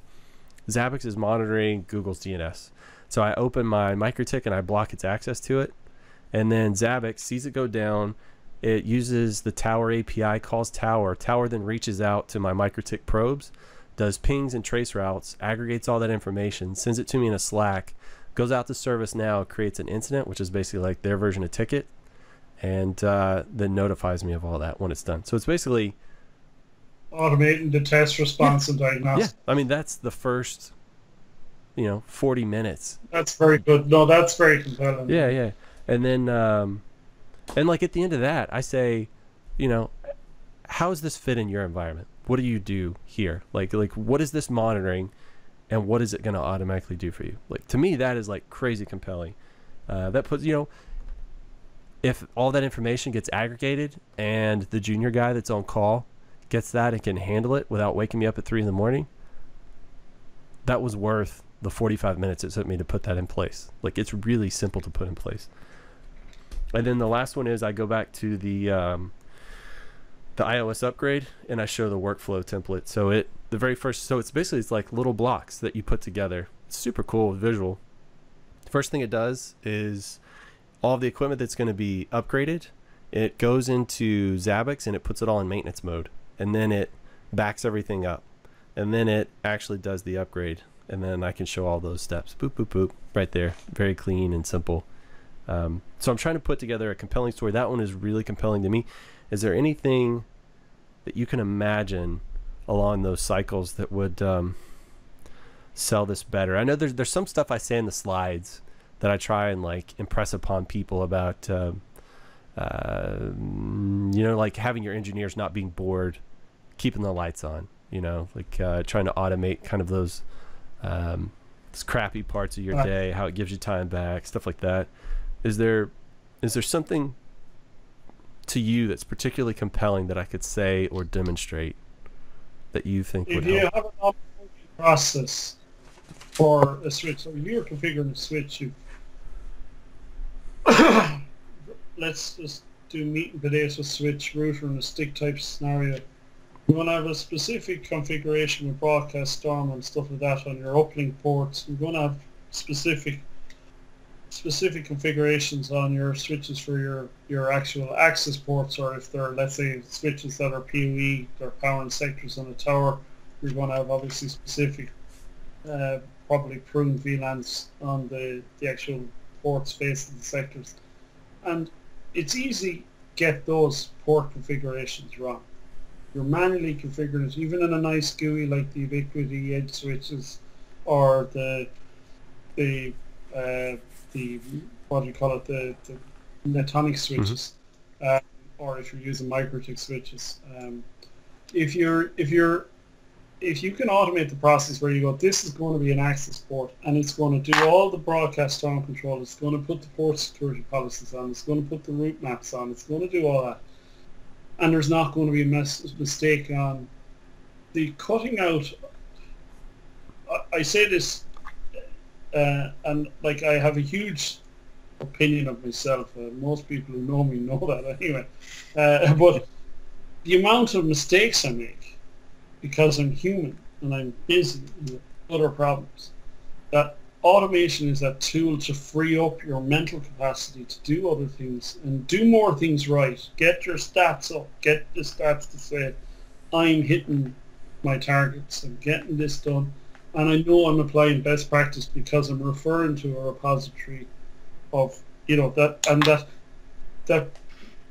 applying a port policy that's not that just works, but actually is one that's following the best practice, that if I had all the time in the world I would have configured, and I'd go through my checklists and I'd enter the commands. That type of, you know, that port template, onboarding template, and it sounds like a trivial case, but the amount of times people are just too busy to check it, or they don't have access because the laptop has a static IP configured to configure the switch locally. They don't have access to the, you know, their Confluence docs. They don't have access to this. But if you could actually invoke this, you have the process to just invoke like a playbook to do something. It frees you up to do important stuff like, you know, fight and protect your company on, let's say, in a regulatory environment, or dealing with the government on other issues. So the freeing up your mental capacity to do other things is absolutely vital, and that's why I don't think anyone does enough of automation or focus on how they can do automation more for their business. And it's one of my biggest, there's two biggest problems I have in my company. That is not enough automation and not good version control. And you mentioned that two things. You have two solutions there, Git and obviously Ansible. Yeah. And it's a problem I need to solve. And I think it's like, you know, that story. I think you might have used it once, Greg. I think you're too busy carrying bricks to take the wheelbarrow off that someone's offering you. Say, I'm too busy, I'm carrying bricks, so I won't take the wheelbarrow, which will make my life easier. And I think you might have mentioned that. No, that's a good analogy. I love that, though. But you know what? One of the things. Go ahead. one of the things I struggle with is, like firewall rules and access lists. I want a master access list or a master firewall list that I can push out to, 50 routers, but just not push it out. I want to make sure that is the only thing on there. With MikroTik, you have to go in and you have to remove stuff. If you paste in, some rules, you got to go back in and you got to clean it up. Yeah. Same way with some of the Cisco stuff. Unless you wipe it all out first and then go in and paste it, I want to be able to say, hey, at the touch of a button, I want these 200 devices to have just these firewall rules. There's something that was kind of like Galaxy brain for me, and that was infrastructure as code. And so Red Hat, we built a lab, and we actually use a MikroTik as our border router there.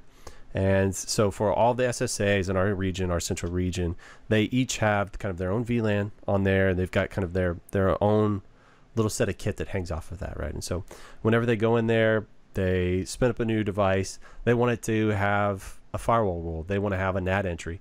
We've actually got in our Git repository, we've got YAML files, and Mike loves YAML files. So if they want, and so Jimmy wrote this parser that's baller, because you can do a print command and it'll parse that information so that you can use it for processing it. So I wrote the NAT portion of it. So they go in there and they say, here, this is my outside port. This is the IP address I'm using, and this is the inside port. Or I need a 1-to-1, or I need the outside TCP port is 85, the inside TCP port is 80, right? Whatever it happens to be. So what it does is whenever you do a pull request, your Git repository, right? Which is, think of a Git repository as a file cabinet. And I'm just making a copy of a specific file.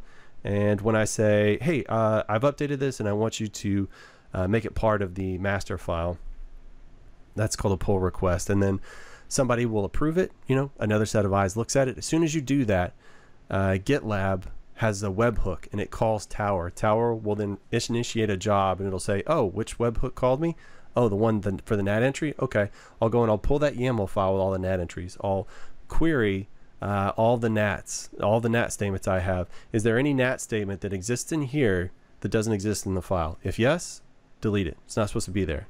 I mean, we do have like infrastructure ones that are exempt from that, so we can make sure that the core stuff doesn't get jacked.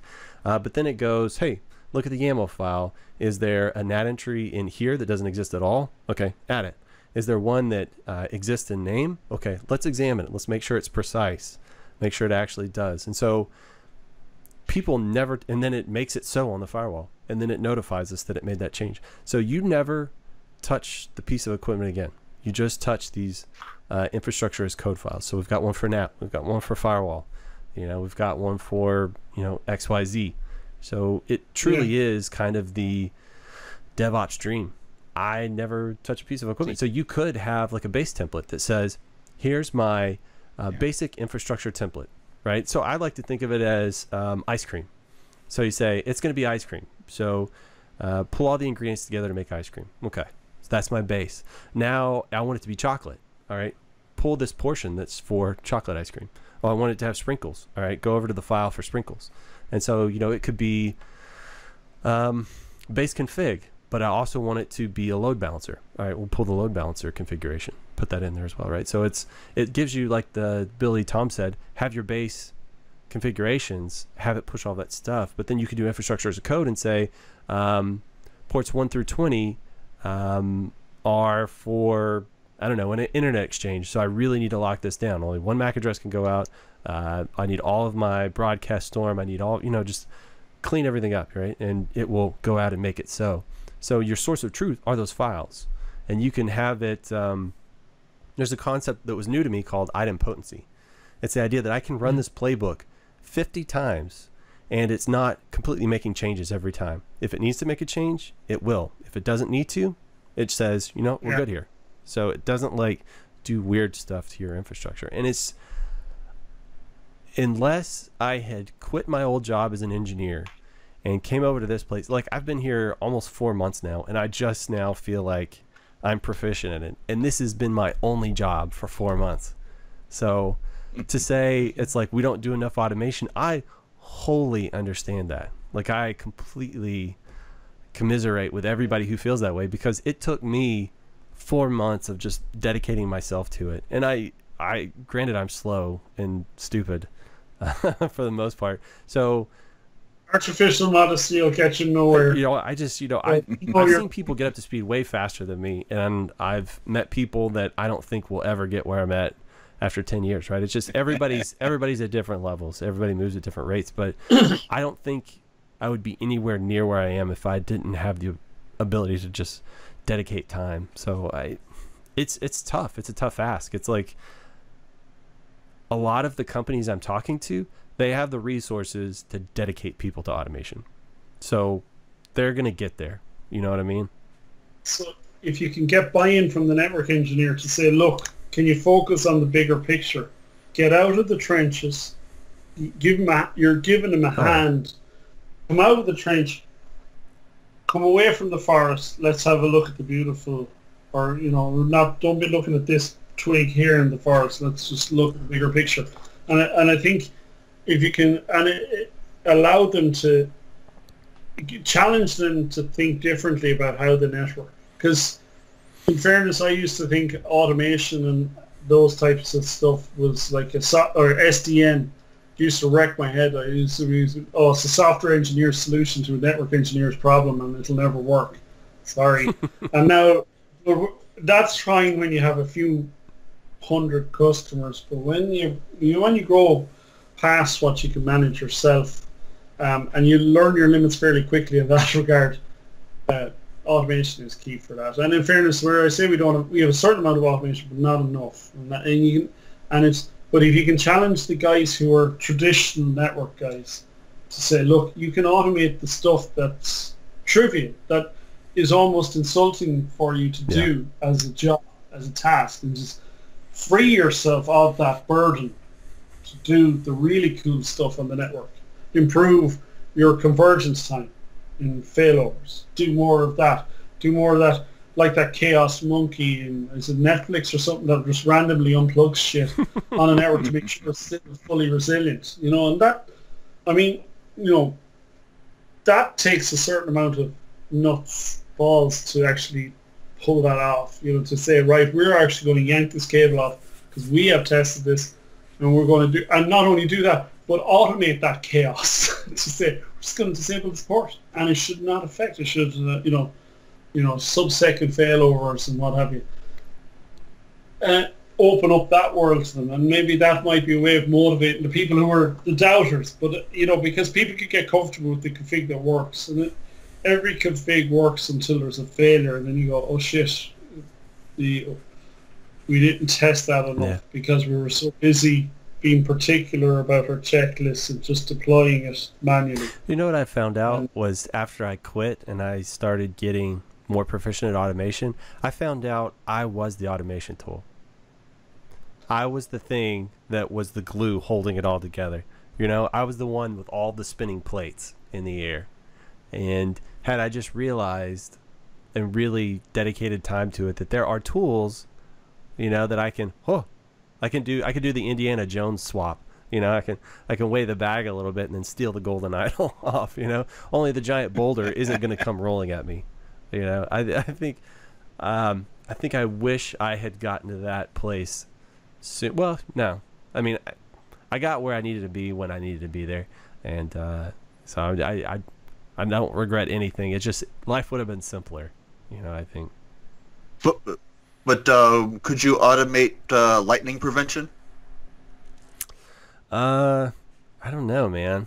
I think you might be able to do some dissipation. I've seen where people can detect lightning and then they fire these rockets up with like cables, like researchers fired up into clouds to cause a strike. I guess you could just do that on your competition's tower. So every time it like detects something, it just fires the rocket. Cloud seed. I think the Chinese had that with anti-aircraft guns full of whatever it is. It's some selenium or some sort of salt that for cloud seeding. So for the Beijing Olympics back in 2008, was it?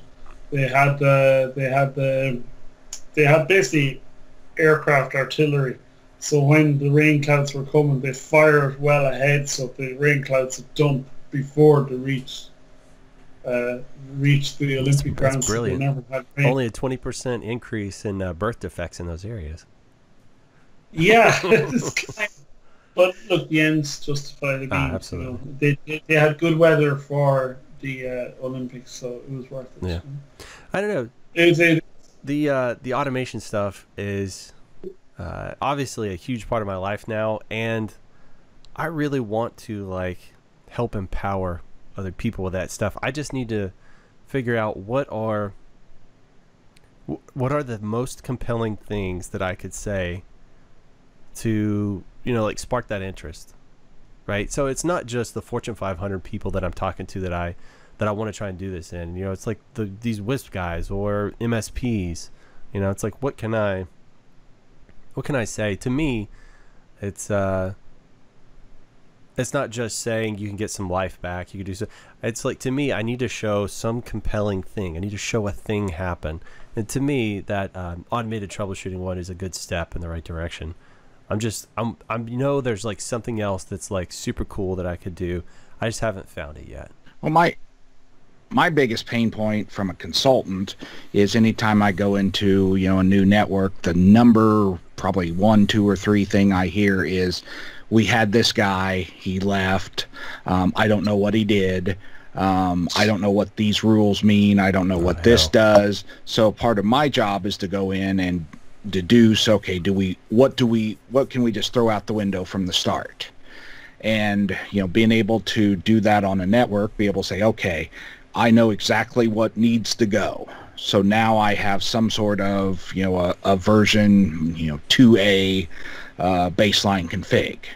So, you know, if these operators can get to that point where they're like, hey, we're not so dependent on me, we're not so dependent on that guy, if they get hit by the bus, then okay, here's my playbook. Here's how I resurrect the network.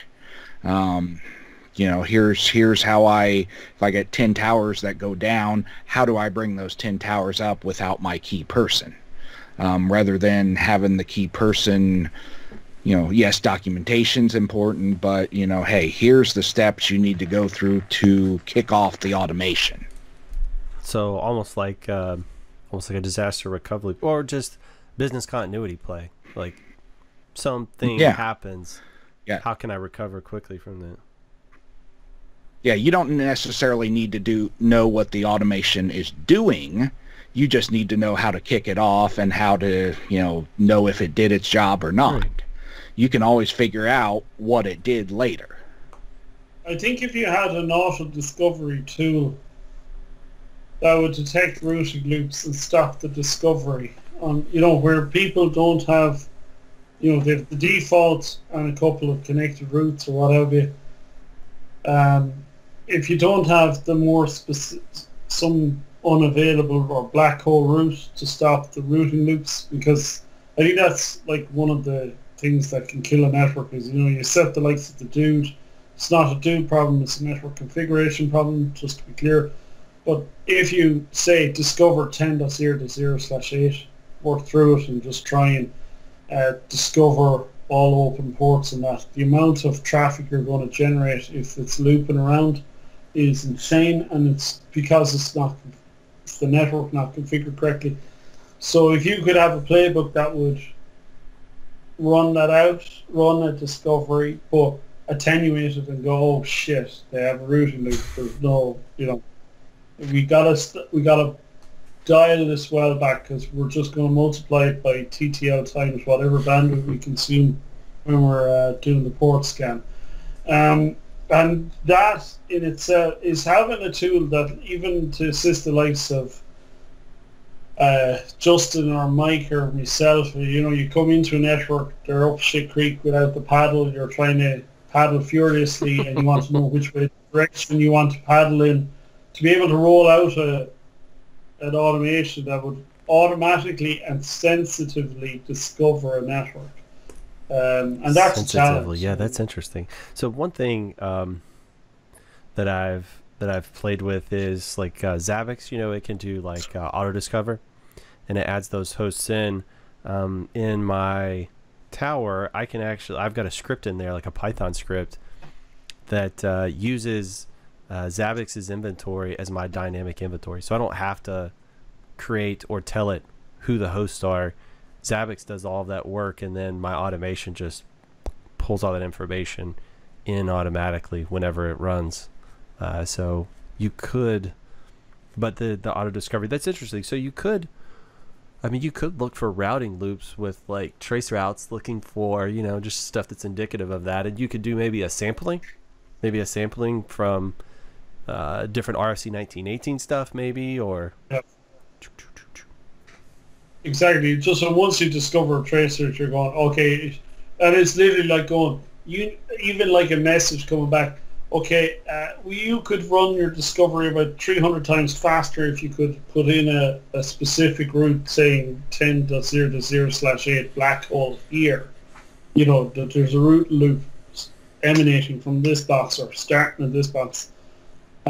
It's just because it is very difficult to, it's very difficult to, in a network that's not documented, badly documented. Bad documentation worse than no documentation.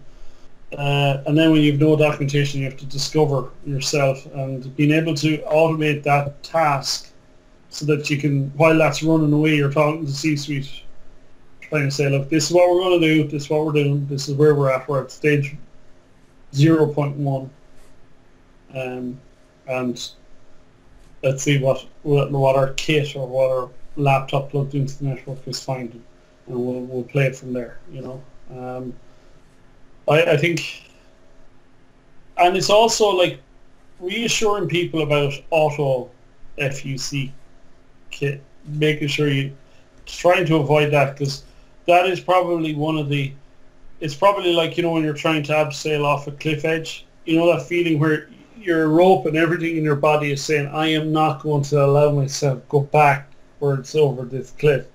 And it's that, and then once you do it once, it's actually easier, you know, each step you take down, it's easier, and then you actually start getting fun, and you start kicking yourself away from the wall, and you're letting loose the line, and you're coming, you know, that's nice, it feels good, but it's awfully frightening just leaning over the edge for the first time.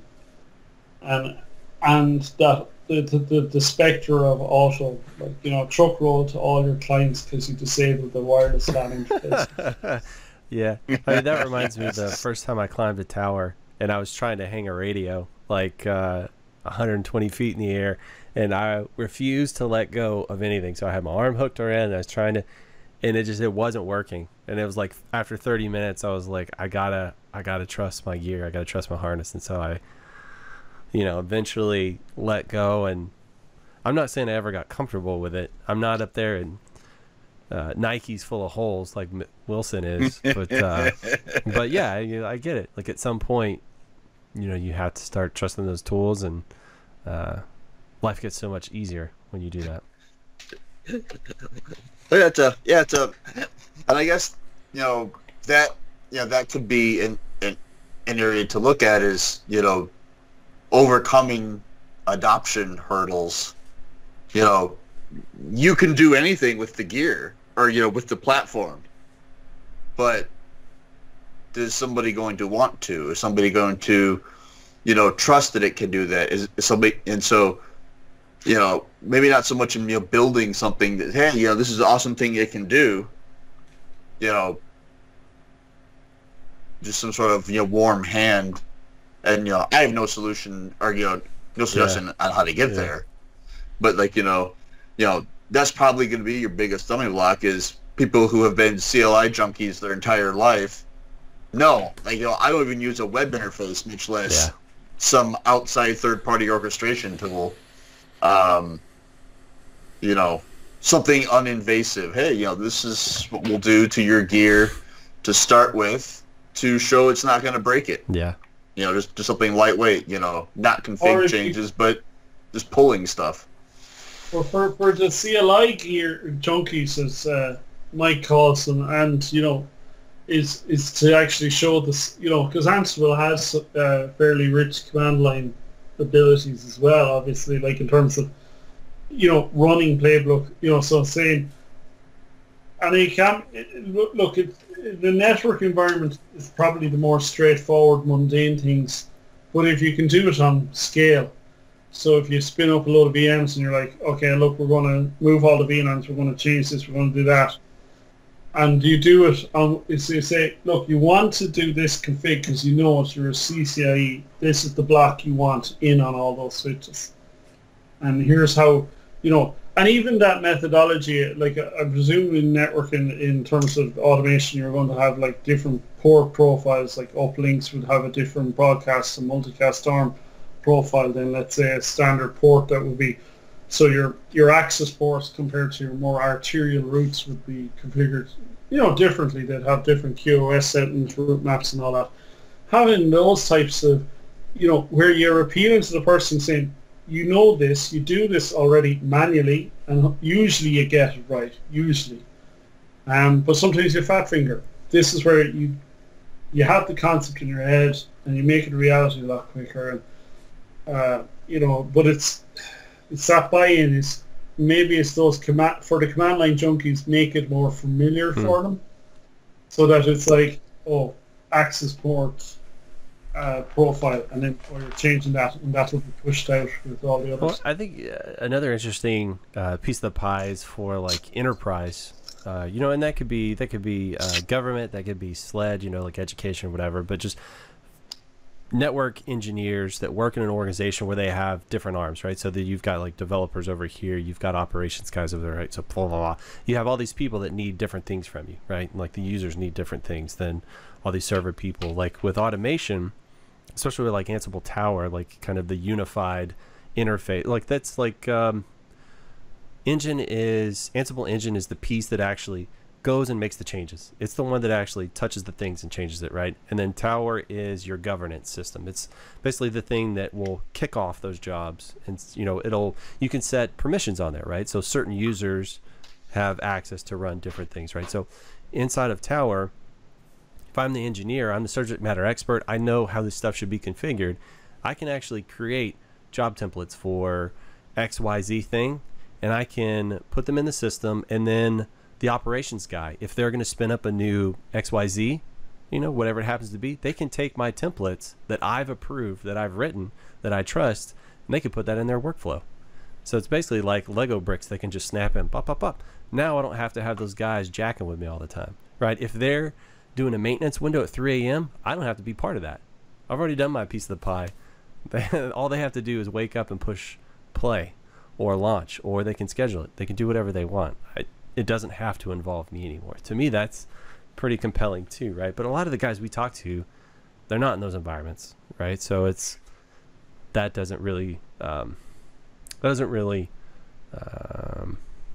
with them, I guess, is the thing. Most of the folks I'm talking to are in those environments where, you know, there are a lot of different cooks in the kitchen, you know, and so they may just be the sous chef, you know, they're not making desserts, so they'll just put that piece in and then say, you know, I bless this and good luck to you. But I like that. To me, that's just put multicast arm control on the port that needs to carry OSPF traffic. Not a good idea. Do not do. I never made that mistake. Many times. Yeah, more than once. That's like saying I never left a MikroTik DNS server wide open to the internet. It's never happened multiple times. That never multiple times. Curator would prove that to be not the case. I think it's you know, or Shodan, stuff. Actually, that's an interesting point that you make. Even like automating vulnerability assessments, that type of stuff, like trying to log into systems en masse with admin and no password. Just that. It's a dumbass thing, but it's like, when was the last time you did a sweep of your network for the person who... Because here's the thing, often it can be the last or second or third last line of the script that configures the password. And something bumps out the script beforehand, and that part of the script doesn't run. And you mentioned idempotency, and I think I did earlier as well. And that's something that MikroTik probably needs to work on. You know, and you know, the confidence that you can run and rerun and apply it, and that it doesn't I think the famous one is print and then remove 0, and then you run it again, remove 0, and you keep removing your base removing interface. Until you've no customers left, and it can happen. But like you're saying, how many of those DNS ones? It's an issue. It's an issue no matter what vendor you have. It's not a major thing. It's any CPE with the firewall off, with DNS masked on or whatever, or unbound if you have an awesome platform. But if you have that, the amount of times that they will listen on the WAN port for whatever reason, and being able to automate the scanning for that, the intelligence, it doesn't take a huge amount of work to do that, and it can be that quick thing to stop those alerts. Like one of the things that the Department of Communications does pretty good in Ireland is they do port sweeps of the network of people's IP space, and we've gotten a couple of alerts which annoy me that I get them, as in it annoys me that I needed them, but I'm glad I got them because there was and it alerted me to the problem and I fixed it. And of course we then instituted our own internal scanning as well, a bit more aggressive than what they had, to try and detect it ahead of time before it becomes a problem. Because realistically, all these open DNS, all these open NTP services, they're if you don't clean your backyard, it's causing problems for someone else's network, and someone else, and it's BCP38, all these types of stuff. I've talked about it ad nauseum. I think I was accused by Justin Miller of being a one-trick pony for a while there about it. I think that was on your DDoS presentation that you change one slide every time you do it. Well, I like to recycle my slides, reuse. But just I'm still sore over that comment, and I will forgive you sometime. Maybe after Intel folds in 2030, August the 1st, 2030, by the bold prediction by Justin Wilson.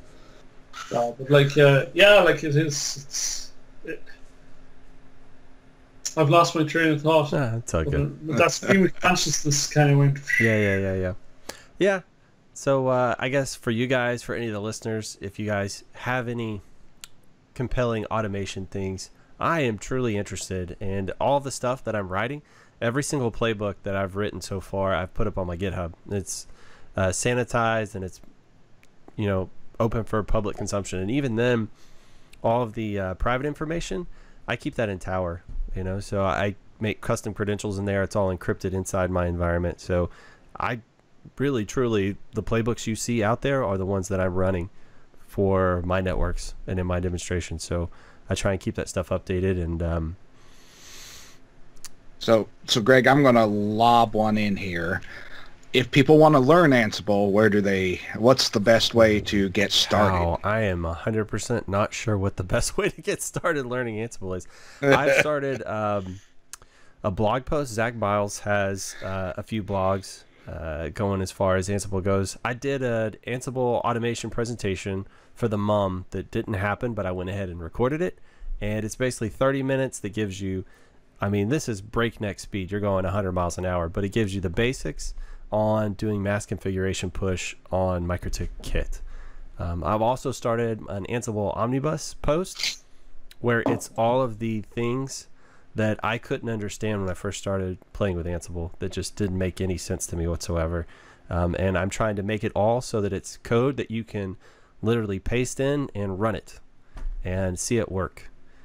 Even though it's, it's just like mostly debug information, but it teaches you how to do loops, filters, lookups, kind of all of the more advanced stuff, still inside of the easy to use system. Like Ansible allows you to break out into Jinja 2 and do a lot of really complicated stuff. I'm trying to avoid that and just keep it like within kind of the Ansible sphere.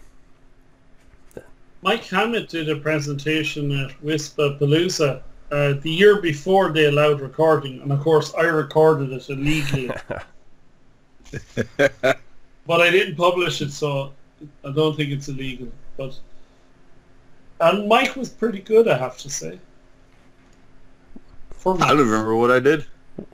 It was you did a demo of I think it was patching the Do you remember the ubiquity bug that was Oh yeah, yeah. a lot of trouble? Yeah. And he said, "Here, this is how you patch your stuff quick, smart." And it was breakneck speed, but it kind of was there like, here's a real problem. You all have it, and every vendor. It's not just This is how you, and this is where Ansible can save your business. And that I think the ability to implement an emergency script that's well tested, it must be said, en masse quickly. I've started abusing Ansible already. I mean, it was going to happen. So it's basically become my duct tape. So I'm using it as kind of a pseudo scripting language. So, like my wife's website, she does the fitness videos in the garage, and then she uploads them to the website. And I've got an Ansible script scheduled to run, and whenever it every 5 minutes, it will look at the files. It'll build a template based off Jinja 2, and it'll try and apply it. If it is already as per it needs to be, doesn't do anything, just goes to sleep. If it doesn't, then it replaces the HTML and Bob's your uncle. So that's how she updates her website. That's all very ad hoc duct tape. I like to think of, because it's like I always use MikroTik as network duct tape, and now I'm using Ansible as everything duct tape.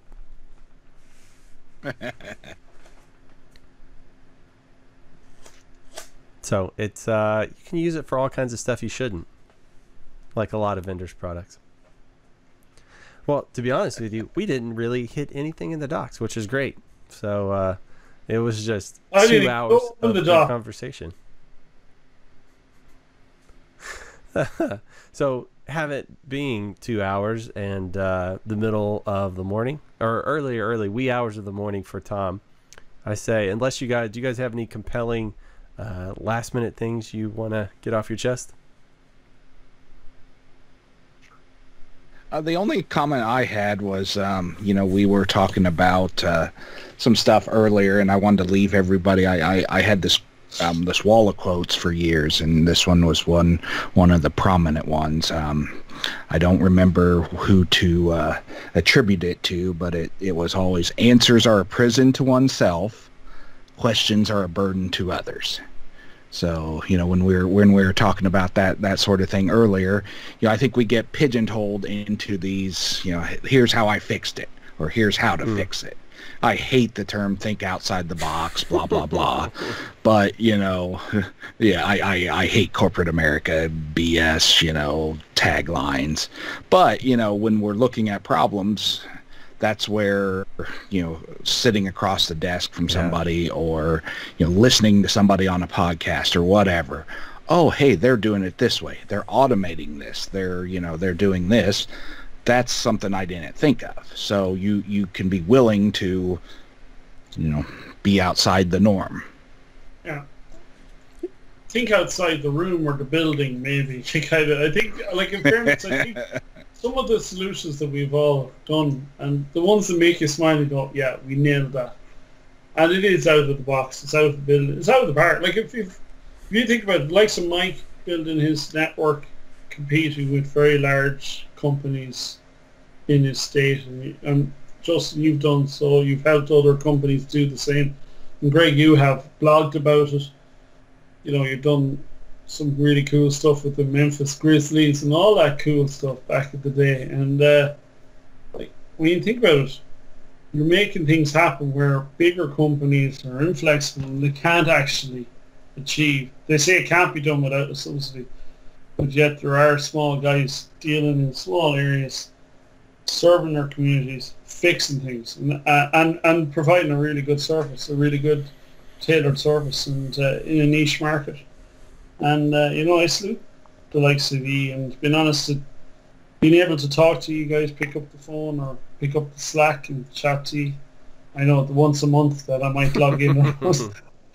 I realised I wasn't on for 6 weeks, and the amount of times I had to scroll, but it means a lot to me. And I think for the people, some people have come up to me at different events and said what it means, what we're talking about. And I think sometimes the lads talk about me for my entertainment value as opposed to the technical content, which I'm happy with.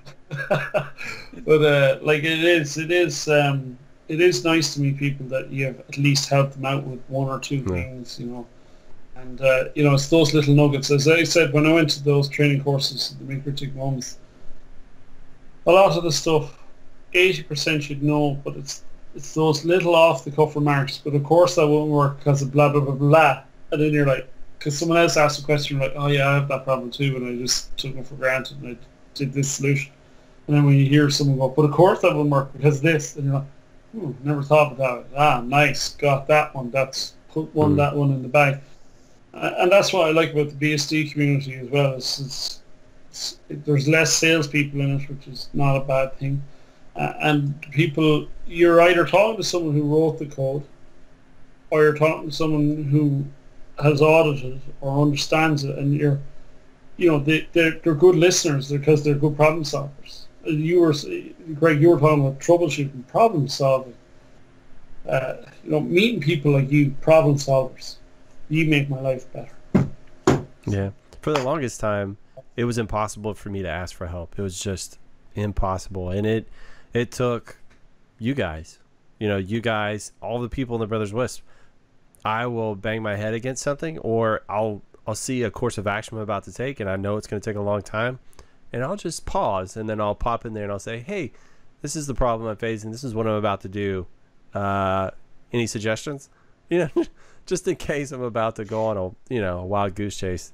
How about you guys save me 10 hours of research and fruitless work? So it's you guys have definitely taught me that it's okay to ask for help, and I don't know, the human race does have a few redeeming qualities, I guess. I'll keep you for a little bit longer. It's that whole quote of the world would be such a great place if it weren't for all the people in it, right? Or was it democracy is the worst system ever, except for all the other systems we've tried? No, I definitely get it. Yeah, man, that was a good one. That's definitely a good one, Justin, for sure. All right, Mikey? You're not going to cry at me. No. Maybe Mike, you're not going to cry. Craig? Well, you know what? Mike's been very quiet there. I was going to do it after, but I'll do it now. It is right about that time where I generally reach out to a handful of people and tell them I appreciate them. So, long story short, my kid just turned 12. 2 weeks after he was born, wife went to the hospital, almost didn't come out. And so I try and take a couple minutes. I don't tell everybody every year, but I try and reach out to a lot of folks and just say, hey, man, you actually make my life better, and I appreciate you being in it. And if nobody's ever said it, I'm glad you're here, and I'm glad you're my friend. And all the people listening to this, I'm glad you guys are here, glad you're listening. Thank you guys for being a really important part of my life.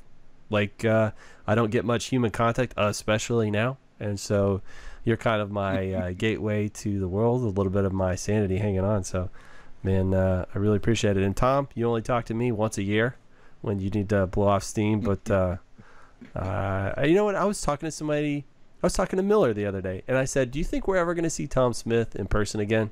And he goes, yeah, I have a feeling we can't get rid of that guy. So. Yeah, no, look, guys, I don't know, you asked me onto the podcast, 2012.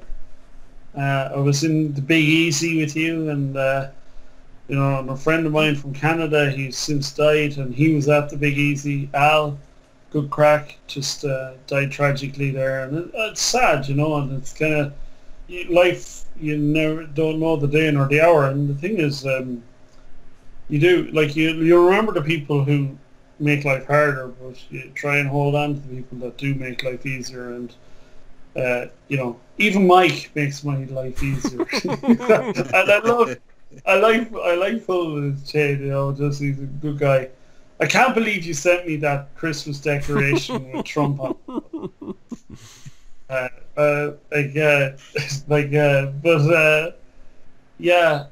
was going to send you an interesting photograph with that hanging on something, but I decided not to.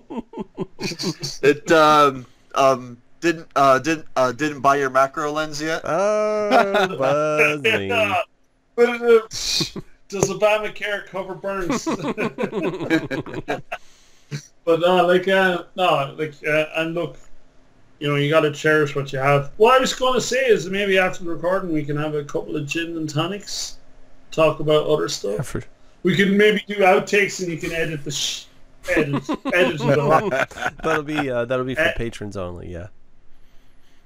The outtakes, the bloopers. Find out what Tom really thinks of the National Broadcast in Ireland. Yeah, I'll let you rant on and on and on. I won't rant. It'll be a very reasoned discussion. Gotcha. No, it's a little bit irritating, but it'll be dealt with. All right. Well, let's stick a fork in it. Mr. Tom Smyth, if people are going to get a hold of you out on the wild web, how would you have them do that? Hit me on Twitter, AugmentConnect1, I think, and Skype, the Brothers WISP. I'm on the Slack channel there. If not, just email me, tom.smith spelled with a Y, because I'm awkward, at wirelessconnect.eu, and tell me to get on the Slack channel, and then I'll... So I don't have... I'm a bit of a Nazi when it comes... Not like in the term of... Anyway, basically, I don't like startup programs that automatically start, and so I'm quite dogmatic about that. I'm not a Nazi, but... Sorry, yeah. Can you edit that bit? Because you go, you'll have a news headline, Tom admits he's finally No, Nazi. That'll just be my little soundbite. I'm quite a Nazi. Yeah. That'll be a good one. There was a pause, so it's just perfect for the editor. It'll be really easy for me to put together. So, Nazi when it comes to starter programs. I don't like them. They're an abomination. Or Notepad++ developers, listen, when I'm opening a file in Notepad++, and there's the laptop is just after starting up. No, I don't want to check for an update. I want to open the fucking file. I want to open the file. I don't want a fucking update. I want to open the file. I want to change the config and push it. Not an update. So please, those people who think it's a great fucking idea to start updating when you click on an application, stop doing it. It sucks. All right. Ask for the update when you close. I don't need the application anymore. I don't care what you do. Update. That's fine. Hey, Mike, you and I can go places together. We will change this world. Greg, not so much. I'm set in my ways. Mike, all right, Mikey. Mike Hammett. That's a good solution, by the way, Mike. That's fucking smart. I think he just thinks of whatever the opposite of what you just said is and goes with it. It's kind of... That works really well. It's period. We need the trade. All right. Absolutely. All right, Mikey, if you want people to get a hold of you out on the interwebs, how would you have them do that? Patreon.com/thebrotherswisp so that somebody else can do it for me. Fair enough. Justin Wilson, ever-present engineer. How would you have people get a hold of you out on the web? J2SW.com. That's everything you need to know. Excellent. I like some posts recently, buddy, by the way. I've been seeing him on LinkedIn coming up. Oh yeah, dude. He's yeah. I got my blog set to, anytime I make a post, it pushes it out everywhere. I want to be everywhere. Doing the thing, man. He's working it hard. His LinkedIn page, his game's been going hard in the paint. So if you want to get a hold of me, it's greg@gregsoul.com. You can go to my blog where I'm really blogging a lot now. gregsoul.com. I used to say rarely or very occasionally, and now I think I've committed myself to doing 2 blog posts a week now, or it could be a post and just an update. So that Omnibus article is getting bigger and bigger. I've got like a 4,000 line document of notes that I've made for Ansible stuff, and so I'm trying to aggregate all of that little by little into that document. I'm trying not to do it all at once because I'll just go mad, but little at a time. You can also, probably the best way to reach out to me is through the Brothers WISP Slack. I really respond to DMs, although I see there's 6 that have popped up since we started this Skype session, and I haven't answered them. But generally, that's an easy way of getting a hold of me. You know what? It's a really good place to collaborate. We were talking about collaborating with people. That's an amazing place to do it. So pop in there. We even have an open BSD channel there. I as know, well. and once every 6 months, Tom will pop in and say, "Hey, there's an update," and then he'll leave and not come back for another 6 months. So it is what it is. It's a bi-yearly stuff. You just got to catch him on the right day. Just keep notifications on BSD updates, and then you'll be able to catch them in the Slack. So thank you guys, the listeners. Questions, comments, please send them our way. Love to integrate that into the show. Thank you all for the listeners. Thank you all for the Brothers Wisp guys. Tom, Justin, Mike, thanks for being on here, and we'll see everybody next time. Up the web in neighborhoods, net surfing. We got horrible jokes, we're loud and annoying, but we're informative facts, we're not disappointing. Just give us a listen, cause fun is the mission. I'm telling you, you don't know what you are missing. Ideas and some good comedy given. If you missed the show already, don't worry, you're forgiven.